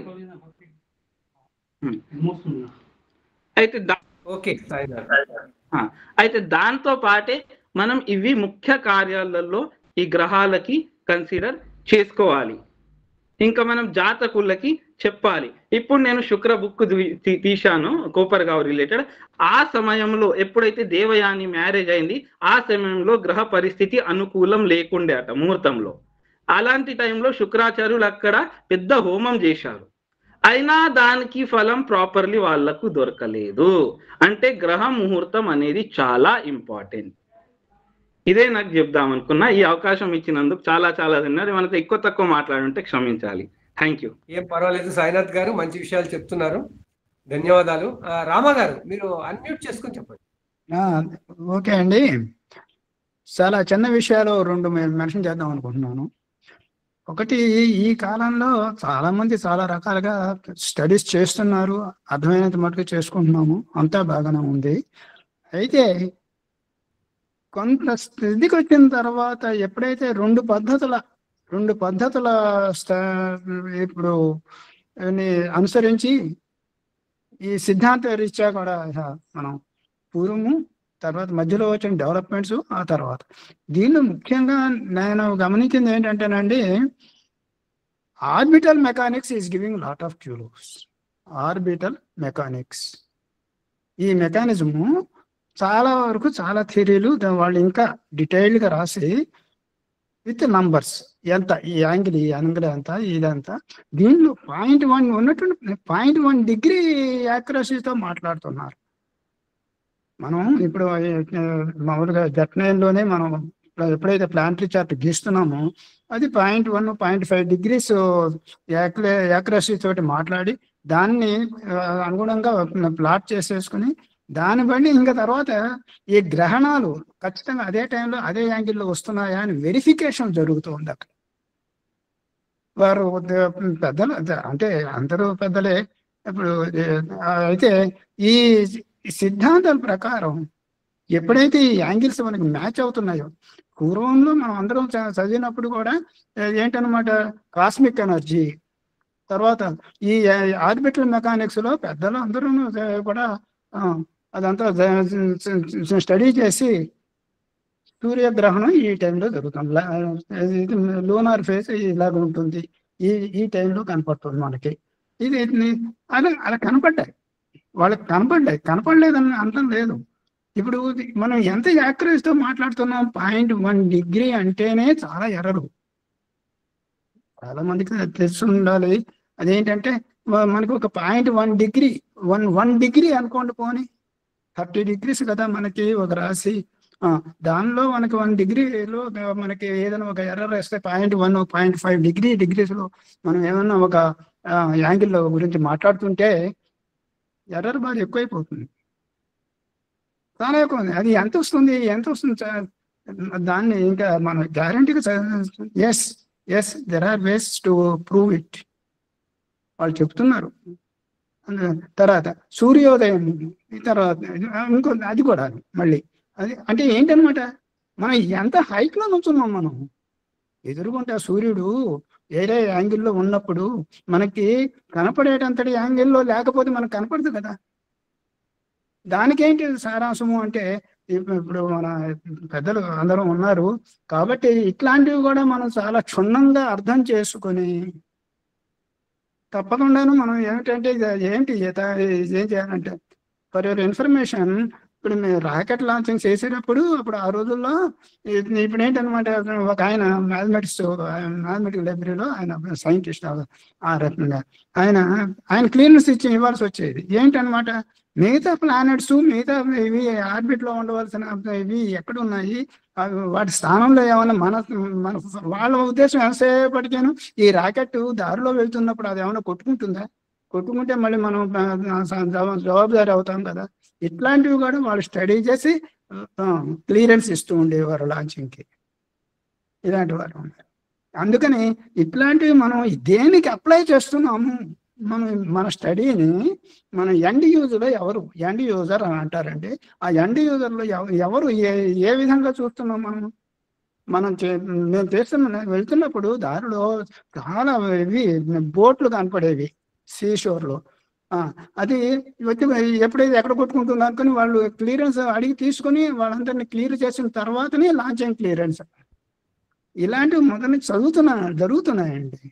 పాయింట్ అసలు చదవకపోలే. పెద్దలు ఉన్నారు, చదువుతున్నారు, చేస్తున్నారు. కాబట్టి ఈ యాంగిల్లో మనం కూడా కొంచెం స్టడీ చేద్దాం.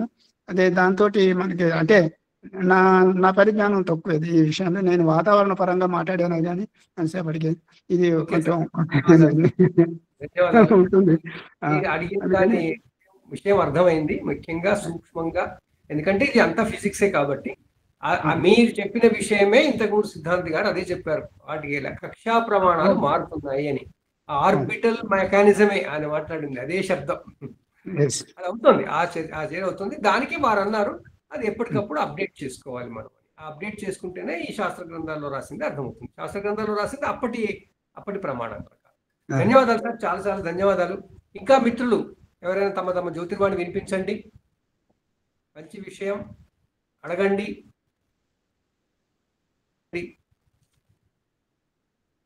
గాంధీ గారు కూడా ఉన్నారు, అందువల్ల సందేహాలు ఉంటే అడగొచ్చు.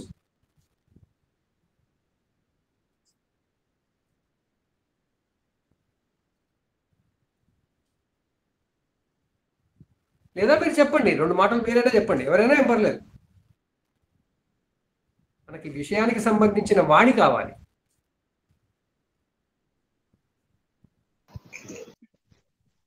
అయ్యా నమస్కారం అండి. రామా గారు అయ్యా నమస్కారం. అయ్యా నమస్కారం అండి. నమస్కారం.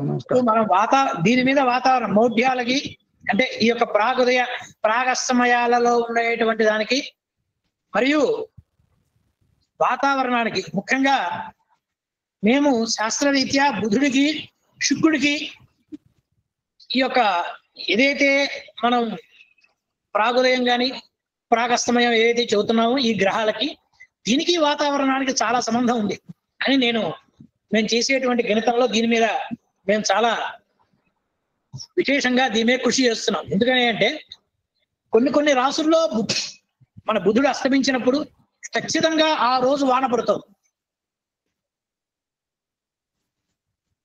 ఇది మేము యాక్చువల్గా గమనించినటువంటి విషయం. దీన్ని కూడా మేము మనం ఇంకా నిమ్మలంగా చాలా పరిశోధన చేయాలి. ఆ పరిశోధనలో కూడా ఉన్నాం మేము. కానీ ఇవి క్రౌడ్ బరస్ట్ లాంటివి జరగడానికి కూడా ఇటువంటి గ్రహాల యొక్క ప్రభావం ఉంటుందని అనుకుంటూ ఉన్నాం. దీని మీద మరింత 2-3 సంవత్సరాల పాటు పరిశోధన పూర్తిగా చేస్తే తప్ప ఒక నిర్దిష్టమైనటువంటి దీనికి రారేమో అనేటువంటిది నాకు అనిపించిన అభిప్రాయం.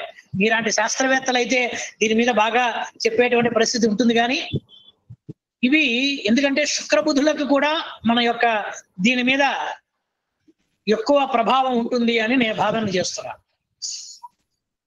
కాబట్టి మనం దీని మీద మరింత ఇది చేద్దాం. నేను కూడా దీని మీద కొంచెం ఇంకా చాలా పరిశోధన చేయాల్సిన అవసరం ఉంది. మీ సహకారం కూడా దానికి బాగా కావాలి మాకు. అది విషయం. ఇది సభాముఖంగా మేము కూడా కోరుకునేటువంటి విషయాలు. ఎందుకంటే కూడా ఈ యొక్క బుధ శుక్రుల యొక్క పరిస్థితి కూడా చాలా బాగా ప్రస్ఫుటంగా కనిపిస్తోంది సార్. దీనిలో ఇప్పుడు క్లౌడ్ బరస్ట్ అనేది ఒక ప్రక్రియ. అది కొన్ని పరిస్థితుల్లో క్లౌడ్ బరస్ట్ అయినట్టుగాను విపరీతమైన వర్షం రావటము, ఆ వర్షానికి ఏమో మళ్ళీ ఫ్లడ్స్ రావటము, ఆ ఫ్లడ్స్ ఎక్కడి దాకా వెళ్తాయి, మళ్ళీ అంతకు ముందు ఫ్లడ్ వస్తుందని ఎవరన్నా స్టడీ చేశారా అని చెప్పటము, ఇవన్నీ చాలా జరుగుతూనే ఉన్నాయిగా.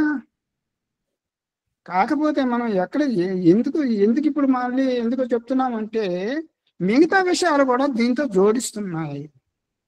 దాంతో క్రౌడ్ బరస్ట్ చాలా బ్రహ్మాండమైనది. అదే థండర్స్టార్మ్ ఉంది కదా, థండర్స్టార్మ్ విపరీతమైన లాస్. అసలు చాలా ప్రక్రియ చేయటము, దాంతో స్టడీ చేయటము తప్పకుండానండి. అలాగే మీరు ఎవరైతే ఇంట్రెస్ట్ ఉండి చక్కగా చదువుకుందామని అలాగా చదవమంటే తప్పకుండాను నాకు అర్థమైనంతలో నేను చెప్తానికి ప్రయత్నిస్తాను. తర్వాత ఇంకా మళ్ళీ ఎంతో లోతుగా వెళ్ళిపోతూ ఉంటున్నాం మనం కూడా దానిలోనూ. అది కానీ నేను ఒకటి చెప్పదలుచుకున్నాను.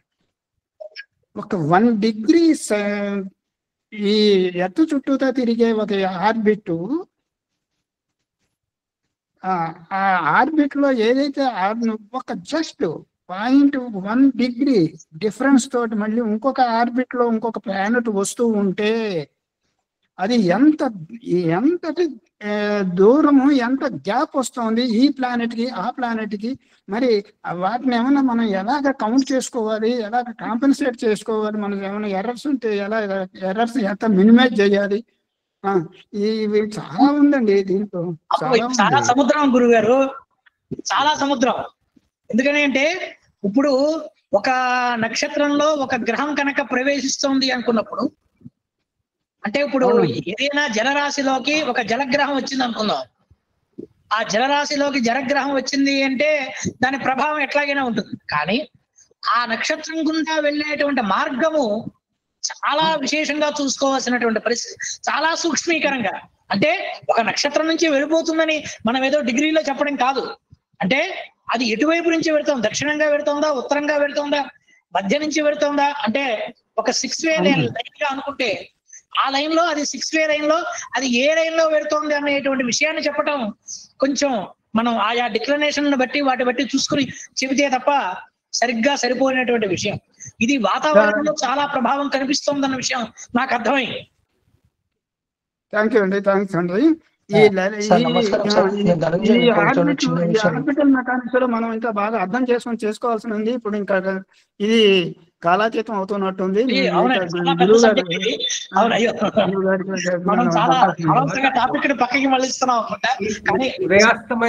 ఉదయాస్తమయాలు వాతావరణానికి చాలా చాలా అవసరమైనవి, చాలా ముఖ్యమైనవి కూడా. నేను ఎందుకంటే ముహూర్తాలు అందరికీ సమస్యలు కాబట్టి ముహూర్తాలు పెట్టేదాన్ని. అవునులేండి, కానీ అంటే మాకు వాతావరణం ముఖ్యం కదా, ముహూర్తాలు మాకు పెద్ద విషయం కాదట్టుగా కనిపిస్తూ ఉంటుంది. కానీ మాకు వాతావరణం పెద్ద సబ్జెక్ట్ అనేటువంటిది మేము ప్రస్తుతం మా మైండ్ అంతా అక్కడ ఉంది, అది విషయం. అందువల్ల దాని మీద ధన్యవాదాలు. చెప్తావా సార్? నమస్కారం సార్, సభకు నమస్కారం. జయ శ్రీ గణేశాయ నమః. అంటే ముహూర్తాల పరంగా అంటే వచ్చే సంవత్సరం గురించి, అంటే ఈ సంవత్సరం అంటే మా సిద్ధాంతి సార్ గారు ఇలా చెప్పారు కదా, అంటే గ్రహాలు రవి చంద్ర శుక్ర బుధుల సంబంధించి గ్రహాలు ఈ ప్రకారంగా చూస్తే వచ్చే సంవత్సరము గ్రహాల పరివర్తన చాలా భిన్నంగా కనపడుతుంది సార్. ఆ వర్షాలు కూడా ఇప్పుడున్న వర్షాలు కాకుండా విపరీతమైన క్లౌడ్ బర్స్ట్, చాలా విపరీతమైన వర్షాలు తుఫాన్లు వచ్చే అవకాశాలు మెండుగా ఉన్నాయి సార్. ఆ విధంగా కొద్దిగా మన వాళ్ళకి ఇట్లా ఇంకా ముందు పరిశోధన చేసి ఇంకా బాగుంటుంది ఒక ఉద్దేశం సార్ అది. ఆయన 2026 గుట్లా మీకు పంపించేశాను సార్ ఆ వర్షాలు పడే డేట్స్ తో సహా. ఈ చిన్న విషయాన్ని చెప్దామని తీసుకున్నాను సార్. ధన్యవాదాలు. జై శ్రీరామ్. అలాగేనండి, ఈ పరిశోధన జరుగుతోంది. నేను క్యాజువల్ గా ఏదో ఈ తడవ ఏం చేశానంటే మంత్లీ వెదర్ ఫోర్కాస్ట్ అని చెప్పేసి ఒక్కొక్క మంత్ కి మన సూర్యుడు సన్ ఇంగ్లీష్ టైంలో అది మొత్తం కలిపి 12 నేను ఆర్బిట్లు పెట్టుకుని నేను ఫోర్కాస్ట్ ఇవ్వడం జరిగింది. అయితే నా ఓవరాల్ గా నేను గమనించింది ఏమిటంటే వేడి, అతి వేడి ప్రక్రియ ఒకటి చాలా భిన్నంగా ఉంటుంది అని మామూలుగా సైంటిస్టులు కూడా మిగతా వారు కూడా స్టడీ చేయడం జరిగింది. ఇంకా స్టడీ చేయాలి. అప్పుడే తొందరపడి పెట్టుకుందాం, మళ్ళీ ఒక సెషన్ కూడా పెట్టుకుందాం. అలాగే తప్పకుండాను. అది చాలా ఈ సంవత్సరం అంతా భిన్నంగానే ఉంటుంది, ఈ తడవ భిన్నంగా ఉంటుంది. వేరే కార్యక్రమం పెట్టుకుందాం. ధన్యవాదాలు అందరికీ. ఇంకా మిత్రులు ఎవరైనా ఏమైనా మన గ్రహముల ఉదయాస్తమయముల గురించి ఏమైనా సందేహాలు ఉంటే దయచేసి అడగండి. డిక్లినేషన్ స్టడీ మాత్రం చాలా క్షుణ్ణంగా చదువుకోవాలి, మనకి చాలా అవసరం ఉంది ఇక్కడ. అది చాలా అవసరం ఉందండి. అది చేద్దాం. చాలా రోజులైంది. రవికుమార్ గారు మాట్లాడండి. సభకు నమస్కారం సార్, పెద్దలందరికీ కూడా నమస్కారాలు. గురుభ్యో నమః. ఇక్కడ ఒక చిన్న విషయం చెప్పాలనుకుంటున్నాను సార్. రామ గారు ప్రస్తావించిన మూలంగా సిద్ధాంత్ గారు కూడా చాలా వివరంగా చెప్పారు. చాలా మంది పెద్దలు చాలా మాటలు మాట్లాడారు. ఇందులో నాకున్న ఒక చిన్న ధర్మ సందేహం కానీ వివరణ కానీ అనుకోండి. ఈ గణాంతరాలు ఉంటాయి కదా, రేవతి నుంచి అశ్విని, ఆశ్లేష నుంచి మఖ, అలాగే జ్యేష్ఠ నుంచి మూల వచ్చే గణాంతర కాలాలు అంటారు. ఆ గణాంతర కాలాల్లో రవి శుక్ర బుధుడు అలాగే గురుడు కూడా ప్రయాణిస్తున్నప్పుడు జల ప్రవేశము జల విసర్జనము జరిగే గ్రహ కూటములు కనుక, ఇవి రాశి సంధులు కనుక అక్కడ వచ్చేటువంటి వాతావరణ మార్పులు అయితేనే, వ్యక్తిగతుల్లో వచ్చే మార్పులు అయితేనే, సామాజిక మార్పులు అయితేనే రకరకాలుగా ఉంటాయి. ఇక్కడ ఇది ముహూర్తాలకి ఏ విధంగా అనుసరించవచ్చు. వాతావరణంలో అయితే అక్కడక్కడ మేము కొన్ని small spells we are able to observe and give some report with the help of doctor G V Rama. ఇది పెద్దలు ఏమైనా వివరించగలమని నా అభిప్రాయంతో మీ ముందు ఉంచడం జరిగింది. శుభం భూయా. గండాంతములు, రాశి చక్రంలోని గండాంతములు ఎప్పుడూ ప్రత్యేకమే, ముహూర్తాల్లో కూడా ప్రత్యేకమే. మనకి సిద్ధాంతి గారితో మనం అడుగుదాం, ముహూర్తాలకి గండాంతాలు ఈ విధంగా తీసుకుంటారు. సిద్ధాంతి గారు. ఈ గండాంతరాల దోషములు అనేటువంటివి ముఖ్యంగా ప్రయాణానికి వాటికి తప్ప వివాహాది శుభకార్యములకు ఇవి కాదు. గండాంతరాల దోషాలు అనేటువంటి ముహూర్తాల దీంట్లో ఇస్తున్నాం, అంటే ముహూర్త దీంట్లో ఇస్తున్నాం. కానీ ఈ ముహూర్తానికి, వివాహానికి కానీ, ఉపనయనానికి కానీ, గృహప్రవేశానికి కానీ ఈ యొక్క నక్షత్రములు నిషిద్ధములు ఈ నక్షత్రం వారికి అనే మాట లేదు. వారి తారాబలం కనుక అనుకూలంగా ఉంటే, వారి యొక్క గ్రహస్థితి కనుక బాగుంటే దీన్ని వారు చేసుకోవచ్చు. అంతే తప్ప ఇది ప్రయాణానికి ఈ యొక్క శూలలు, ఇటువంటి గండ శూలలు, ఇటువంటివన్నీ ప్రయాణానికి మాత్రమే ఉపయోగించవలే. దీనికి వివాహానికి సంబంధం లేదు. అయ్యా, అంటే ముహూర్తాలకి గండాంత పరిస్థితి, గండాంత స్థితి కాదు, అంత ముఖ్యమైనది కాదు. మళ్ళీ జాతకంలో ముఖ్యమైపోతుంది, జాతకంలో వెళ్ళేసరికి ముఖ్యమైపోతుంది. అట్లాగే ఇప్పుడు ఏమన్నా కొత్తగా ఎవరన్నా అమ్మాయిని కాపరానికి పంపిస్తున్నాం కాబట్టి కొంతగా సంతానం కలిగిన తర్వాత మళ్ళీ అమ్మాయిని మళ్ళీ ఇంకోసారి కాపరానికి పంపించడం ఉంటుంది. కాబట్టి అప్పుడు ఇటువంటివన్నీ చూసుకోవడమే తప్ప అప్పుడే దాంట్లో కూడా ఇంకొక విషయం కూడా ఉంది. ఇంకోటి ఏమంటే పురుషుక్ర దోషం అని, అంటే శుక్రుడు తూర్పున ఉన్నప్పుడు తూర్పుగా ప్రయాణించకూడదని. ఇది కూడా మన యొక్క ఈ టాపిక్ లోకి వస్తుంది. ఎందుకంటే దాన్ని పురుషుక్ర దోషం అంటారు. ఈ పురుషుక్ర దోషం అనేటువంటిది కూడా ఈ యొక్క దీంట్లోకి వస్తుంది. కాబట్టి ఇది కూడా మనం కొంచెం అందరూ కూడా దానికి సంబంధించింది తప్ప ఈ యొక్క దీనికి సంబంధించినటువంటి దాన్ని చొక్కెదురు అంటారు. ఇవన్నీ కూడా ప్రయాణానికి నిషిద్ధాలు, అంతే తప్ప దీనికి ముహూర్తానికి దీనికి సంబంధం లేదు. చాలా చాలా ధన్యవాదాలు ఇవాళ అందరికీ. ఇంకా ఎవరైనా సందేహాలు ఉంటే అడగండి, లేకుంటే మనం గురువు గారు కమలాకర్ శర్మ గారిని ముగింపు జ్యోతిర్వాణి ఇవ్వవలసిందిగా కోరుదాం. ఇంకా ఎవరైనా మిత్రులు ఉంటే అడగొచ్చు. గురువు గారు, సందేహం కాదు కానీ నమస్కారం. ఒక్క విషయం, నా పేరు శివకుమార్ అండి. నమస్కారం. ఈ జ్యోతిర్వాణి ద్వారా మేము గ్రామీణ ప్రాంతంలో పురోహితాలు చేసేవాళ్ళము. మేము చాలా విజ్ఞానాన్ని నేర్చుకుంటున్నాము. కొన్ని తెలియని ముహూర్తాలు పెట్టినవి అలాంటివి కూడా సరిదిద్దుకుంటూ ఈ జ్యోతిర్వాణి వల్ల మేము ఎంతో విజ్ఞానాన్ని పొందుతున్నాం. అలాగే సబ్జెక్టుకు సంబంధించి కాకుండా చిన్న ఒక సందేహం మిమ్మల్ని అడుగుతున్నాను. ఈ తెలంగాణ ప్రాంతంలో ఈ సద్దుల బతుకమ్మ దీనికి నక్షత్రానికి తిథికి సంబంధం ఉందా లేదా అనేది ఒక చర్చ జరుగుతుంది. దాని విషయం అవకాశం ఉంటే చెప్పండి, లేదంటే దయచేసి. ధన్యవాదాలు. జ్యోతిర్వాణి వల్ల మేమందరం చాలా లాభపడుతున్నాం. ధన్యవాదాలు. అయ్యా, ఈ సద్దుల బతుకమ్మ అనేటువంటిది ప్రాంతీయ ఆచారం మాత్రమే. దీనికి తిథి నక్షత్రాదులతో సంబంధం లేదు. అమావాస్య నాడు సాయంకాలం నాడు చేసుకోవాల్సినటువంటి ఒకానొక కార్యక్రమం, ఒక పూజా విధానం. ఇది ప్రాంతీయ ఆచారంగా పూర్వకాలం నుంచి ఈ యొక్క తెలంగాణ ప్రాంత వాసీలు మాత్రమే చేసుకునేటువంటి ఒకానొక ఆచారం, పండుగ. కాబట్టి దీనికి నక్షత్రాలతోనూ, తిథులతోనూ, వారాలతోనూ దయచేసి లింక్ పెట్టకండి. అమావాస్య నాడు సాయంత్రం నాడు చేసుకోవటం, చక్కగా ఆనందంగా చేసుకోవటం, ఇది ఒక అమ్మవారిగా మనం భావన చేసి చక్కగా పుష్పాలతో అలంకరణ చేసుకుని అమ్మవారికి గౌరీదేవిగా, అంటే యాక్చువల్ బతుకమ్మ అంటే గౌరీదేవి, ఆ గౌరీదేవికి అర్చన చేసుకుని ఆడవాళ్ళు సంతోషంగా ఆటపాటలతో అమ్మవారిని ఉత్సాహపరిచి తర్వాత నిమజ్జనం చేయటం అనేటువంటిది జరిగేటువంటి ఒకానొక ప్రక్రియ, వేడుక, అంతే తప్ప దీని గురించి విశేషంగా చేసుకోవాల్సినటువంటి ప్రత్యేకంగా దయచేసి దీన్ని చిలవల పలవలు చేయకూడదని నా యొక్క అభిప్రాయం. ఇది చక్కగా ప్రాంతీయ ఆచారం. ఇది మొత్తం 9 రోజుల పండుగ.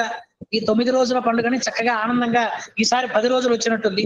కాబట్టి చక్కగా ఆనందంగా దాన్ని చేసుకోండి చక్కగా, అంతే తప్ప దీనికి తిథులతో వారాలతో సంబంధం ఏమి నాకు తెలిసి లేదు, ఎక్కడా కూడా నాకు తెలిసి లేదు. ఏమన్నా ఉంటే చూద్దాం, ప్రయత్నం చేద్దాం. నమస్కారం. ధన్యవాదాలు గురువు గారు. కరెక్టే, అది 9 అని. అసలు ఈ విషయంలో గ్రామీణులే కరెక్ట్ గా చెప్తారు. ఈ రోజు ఎంగిలి పువ్వు అయింది అంటే 9వ నాడు సద్దు అవ్వాల్సిందే అని. అది చాలా చోట జరిగేదే. అందువల్ల దానికి మనం ఎక్కువ శాస్త్రజ్ఞానాన్ని జోడించడం తగదు. అది కేవలం గ్రామాల్లో లేదా ఒక ప్రాంతంలో మాత్రమే అది జరిగింది. ఇదే కాదు, ఇంకా వేరే విషయాల్లో వేరే చోట కూడా ఇవే ఇలాంటివి ఉంటాయి. గురుగారు చిన్న డౌట్ అడగొచ్చా గురుగారు? చెప్పండి సత్యనారాయణ గారు. ఇప్పుడు పితృపక్షం కదా స్టార్ట్ అయింది కదా, ఈ పితృపక్షంలో ఇల్లు రిజిస్ట్రేషన్ చేయించుకోవడం కానీ గృహప్రవేశం కానీ చేయొచ్చా? కూడదు. చేయకూడదు. రిజిస్ట్రేషన్ కూడా చేయించుకోకూడదా? ఏం చేసుకో. జ్యోతిషం ఆధారంగా రిజిస్ట్రేషన్ గురించి ఆలోచిస్తున్నారు అంటే జ్యోతిషాన్ని ఫాలో కావాలి. జ్యోతిషాన్ని పక్కన పెట్టి రిజిస్ట్రేషన్ చేయించుకుంటాను అంటే అది వేరే విషయం. జ్యోతిషాన్ని రిజిస్ట్రేషన్ లింక్ చేసినప్పుడు పితృపక్షాల్లో కూడదు. ధన్యవాదాలు, సంతోషం గురుగారు. ఓకే, మరి అందరం గురువుగారు కమలాకర్ శర్మ గారిని ముగింపు జ్యోతిర్వాణి పలకవలసిందిగా కోరుదాం.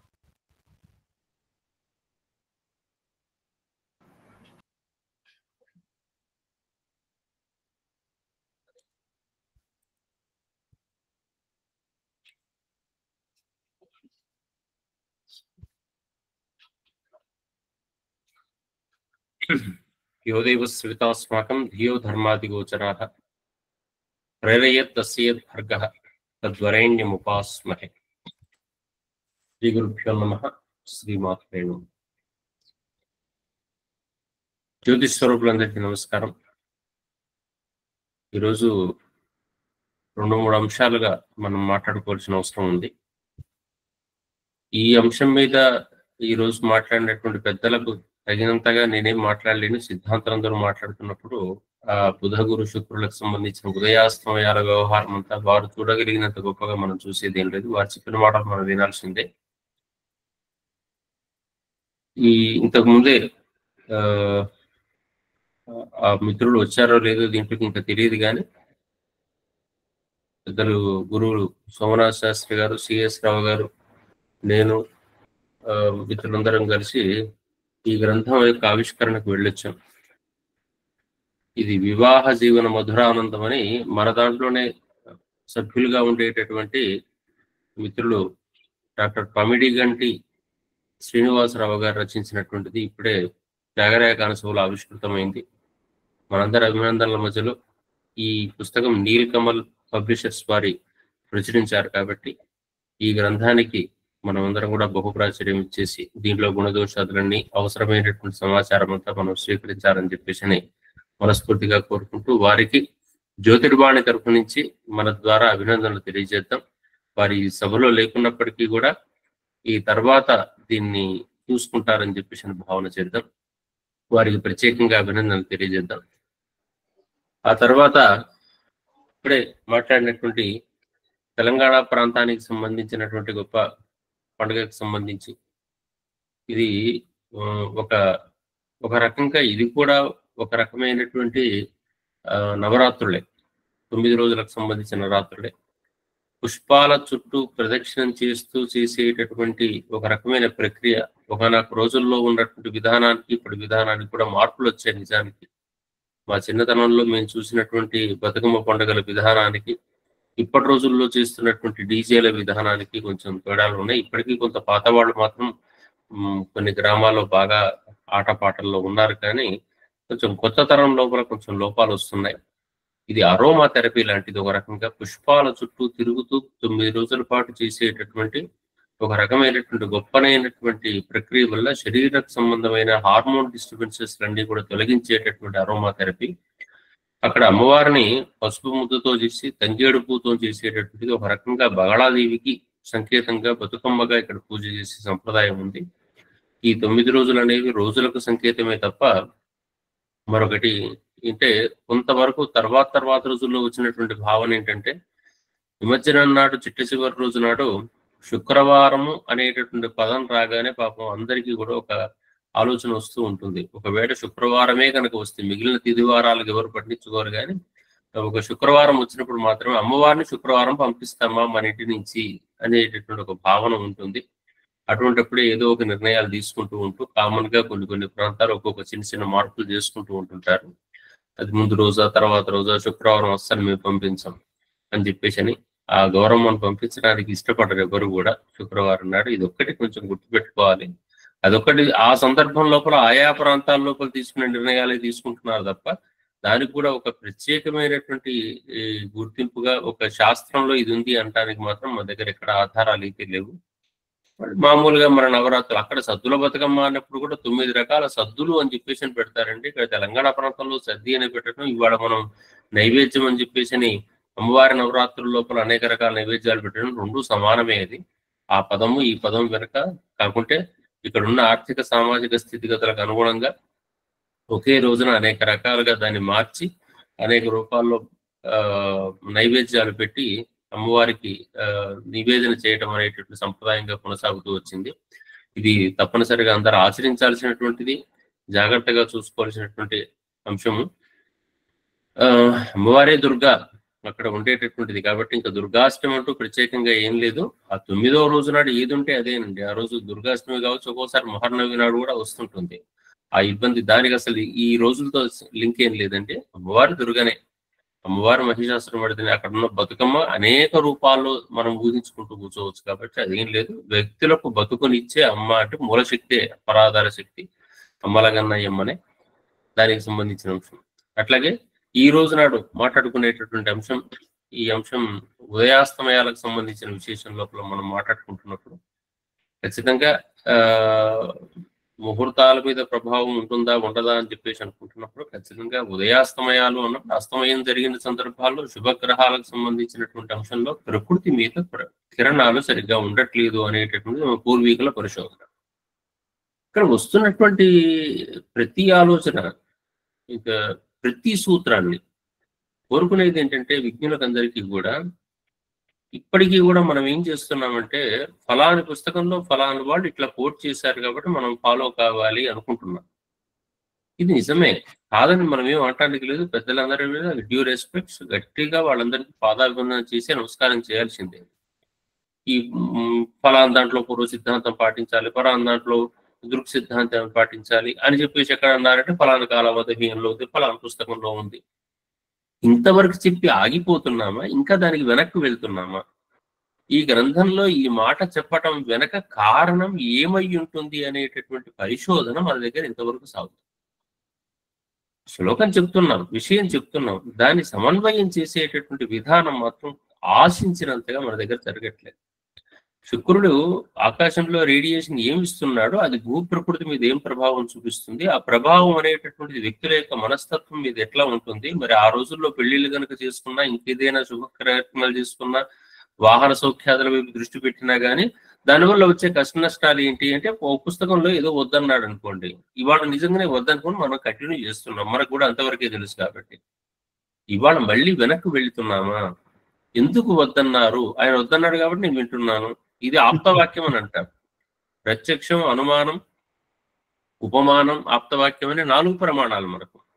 ఈ 4 ప్రమాణాల్లో ఇప్పుడు మనం ఉన్నటువంటి పూర్తిగా ఆప్తవాక్యాల్లో తప్ప మనకు ప్రత్యక్షం లేదు, అనుమానం లేదు, ఉపమానం లేదు. మనకు పోలికలు కూడా మనకు లేవు, మనకు తెలియదు కూడా. నిజానికి చాలా శాస్త్రాల్లో ఉండే సూత్రాదులన్నింటిలో కూడా, ఈవెన్ ప్రత్యేకమైనటువంటి గ్రంథాల్లో కూడా ఆ గ్రంథాల్లో ఉన్న విషయాన్ని మనం వింటున్నాం తప్ప ఆ గ్రంథాల విషయాల వెనక ఉండేటటువంటి తత్వం ఏమై ఉంటుంది, ఈ ప్రకృతిలో ఏం మార్పు జరుగుతుంది. మరి ఇంత టెక్నాలజీ వచ్చింది కదా ఇవాళ, ఈ టెక్నాలజీకి దీనికి ఏం సంబంధం ఉందా? ఇవాళ నవరాత్రులు చేసుకోవాలి అని చెప్పేసి ఒక 4 రోజుల్లో చెప్పాం, బాగానే ఉంది. ఈ సందర్భంలో ఈ ప్రకృతిలో వచ్చే మార్పు ఏంటి? దీని మీద ఎవరమన్నా వర్క్ చేస్తున్నామా? ఇండియన్ నాలెడ్జ్ సిస్టమ్స్ అని గవర్నమెంట్ వాళ్ళు చెప్తున్నారు. ఇండియన్ నాలెడ్జ్ సిస్టమ్ అనేటప్పుడు ఇవన్నీ నాలెడ్జ్ సిస్టమ్స్ లో భాగమే కదా. ఆ నాలెడ్జ్ సిస్టమ్స్ లో భాగమైనప్పుడు ఈ అంశాల మీద మనం ఎందుకు సాధికారికమైనటువంటి పరిశోధనలు చేసే అవకాశం లేదు? ఇక్కడ కూడా చాలా మంది సైంటిస్టులు ఉంటుంటారు. రవికుమార్ గారు లాంటి వాళ్ళు, రామా గారు లాంటి వాళ్ళు పెద్దలు ఉంటారు. ఇటు శాస్త్ర పాండిత్యం లోపల సిద్ధాంతి గారు లాంటి వాళ్ళు ఉంటుంటారు. అనేక రకాల వ్యక్తులు దీంట్లో ఉన్నారు. కానీ ఈ వీళ్ళందరి సమన్వయంతో జరిగి ఒక రకంగా మౌలికమైన సూత్రాల వెనక ఉండేటటువంటి ఏ విజ్ఞానం అయితే ఉందో ఆ విజ్ఞానం వైపు మనం దృష్టి సారిస్తే తర్వాత ఇంకో 200 ఏళ్లకు మనం సాధికారికమైనటువంటి సూత్రాలను మనం వెలువడించే అవకాశం ఉంటుంది కదా. మనం ఎందుకు ఆ మార్గంలో వెళ్ళకూడదు? అందరం నిజంగా అందరము వింటున్నాం, ఫాలో అవుతున్నాం. పెద్దలు ఇప్పుడు చెప్తున్నారు కదా, ఇంతకుముందే గురువు గారు చెప్పారు మనకు వద్దు, ఇది గృహప్రవేశాదులు పితృపక్షాల్లో వద్దు అన్నారు. వద్దు అన్నారు, వింటున్నాం. మనం కూడా పూర్వం నుంచి అదే చెప్తున్నారు, మా చిన్నప్పటి నుంచి 100 సంవత్సరాల నుంచి అదే చెప్తున్నారు, మేము కూడా అదే చెప్తాం, కంటిన్యూ చేస్తాం. ఎందుకు వద్దు, ఏమవుతుంది అని చెప్పేసి అనేవాడు ఒకడు వచ్చినప్పుడు దానికి కారణంగా ఒకటి సైన్స్ పరంగా ఈ రోజుల్లో చెప్పకపోతే 2 రోజులు పోతే ఈ ధర్మం పాడైపోతుంది. నేను ఇట్నే చేస్తా, ఏం చేస్తావు అనేటటువంటి ధోరణిలో ఇప్పటి రోజుల్లో జన విజ్ఞాన వేదికల లాంటి వాళ్ళు బయటకు వచ్చి చేస్తున్నప్పుడు దానికి మౌలికమైనటువంటి రీసెర్చ్ మన దగ్గర ఏం జరిగింది, ఆ రీసెర్చ్ వైపు దయచేసి పెద్దలందరూ కూడా దృష్టి పెట్టాలి. ఆ దృష్టి మీద పెట్టినప్పుడు మాత్రమే ఇటువంటి అంశాలు మళ్ళీ కొంతకాలం పాటు మన భారతీయ ధర్మం, భారతీయ విజ్ఞానం, భారతీయమైనటువంటి చైతన్యం ప్రపంచానికి మళ్ళీ మార్గదర్శనం అవుతుంది తప్ప, లేకపోతే 4 రోజుల లోపల మనకు ఉండేటటువంటి ధర్మం అంతా కూడా ఎక్సెప్షన్ రూల్సే ఇవాళ మెయిన్ రూల్స్ అయ్యాయండి, మర్చిపోవద్దు. అన్ని ఎక్సెప్షన్ రూల్స్ ని ఇవాళ మెయిన్ రూల్స్ గా మార్టిస్తున్నాం. ఏదో పోనీనైనా ఆ పని చేసుకోపో అన్నవి ఇవాళ మెయిన్ రూల్స్. అందుకని ఇటువంటి రూల్స్ నుంచి మనం కొంచెం బయటపడాలి. దయచేసి పెద్దలందరూ చాలా గొప్ప గొప్ప అధ్యయనవేత్తలందరూ కూడా ఈ గ్రూపుల్లో ఉన్నారు.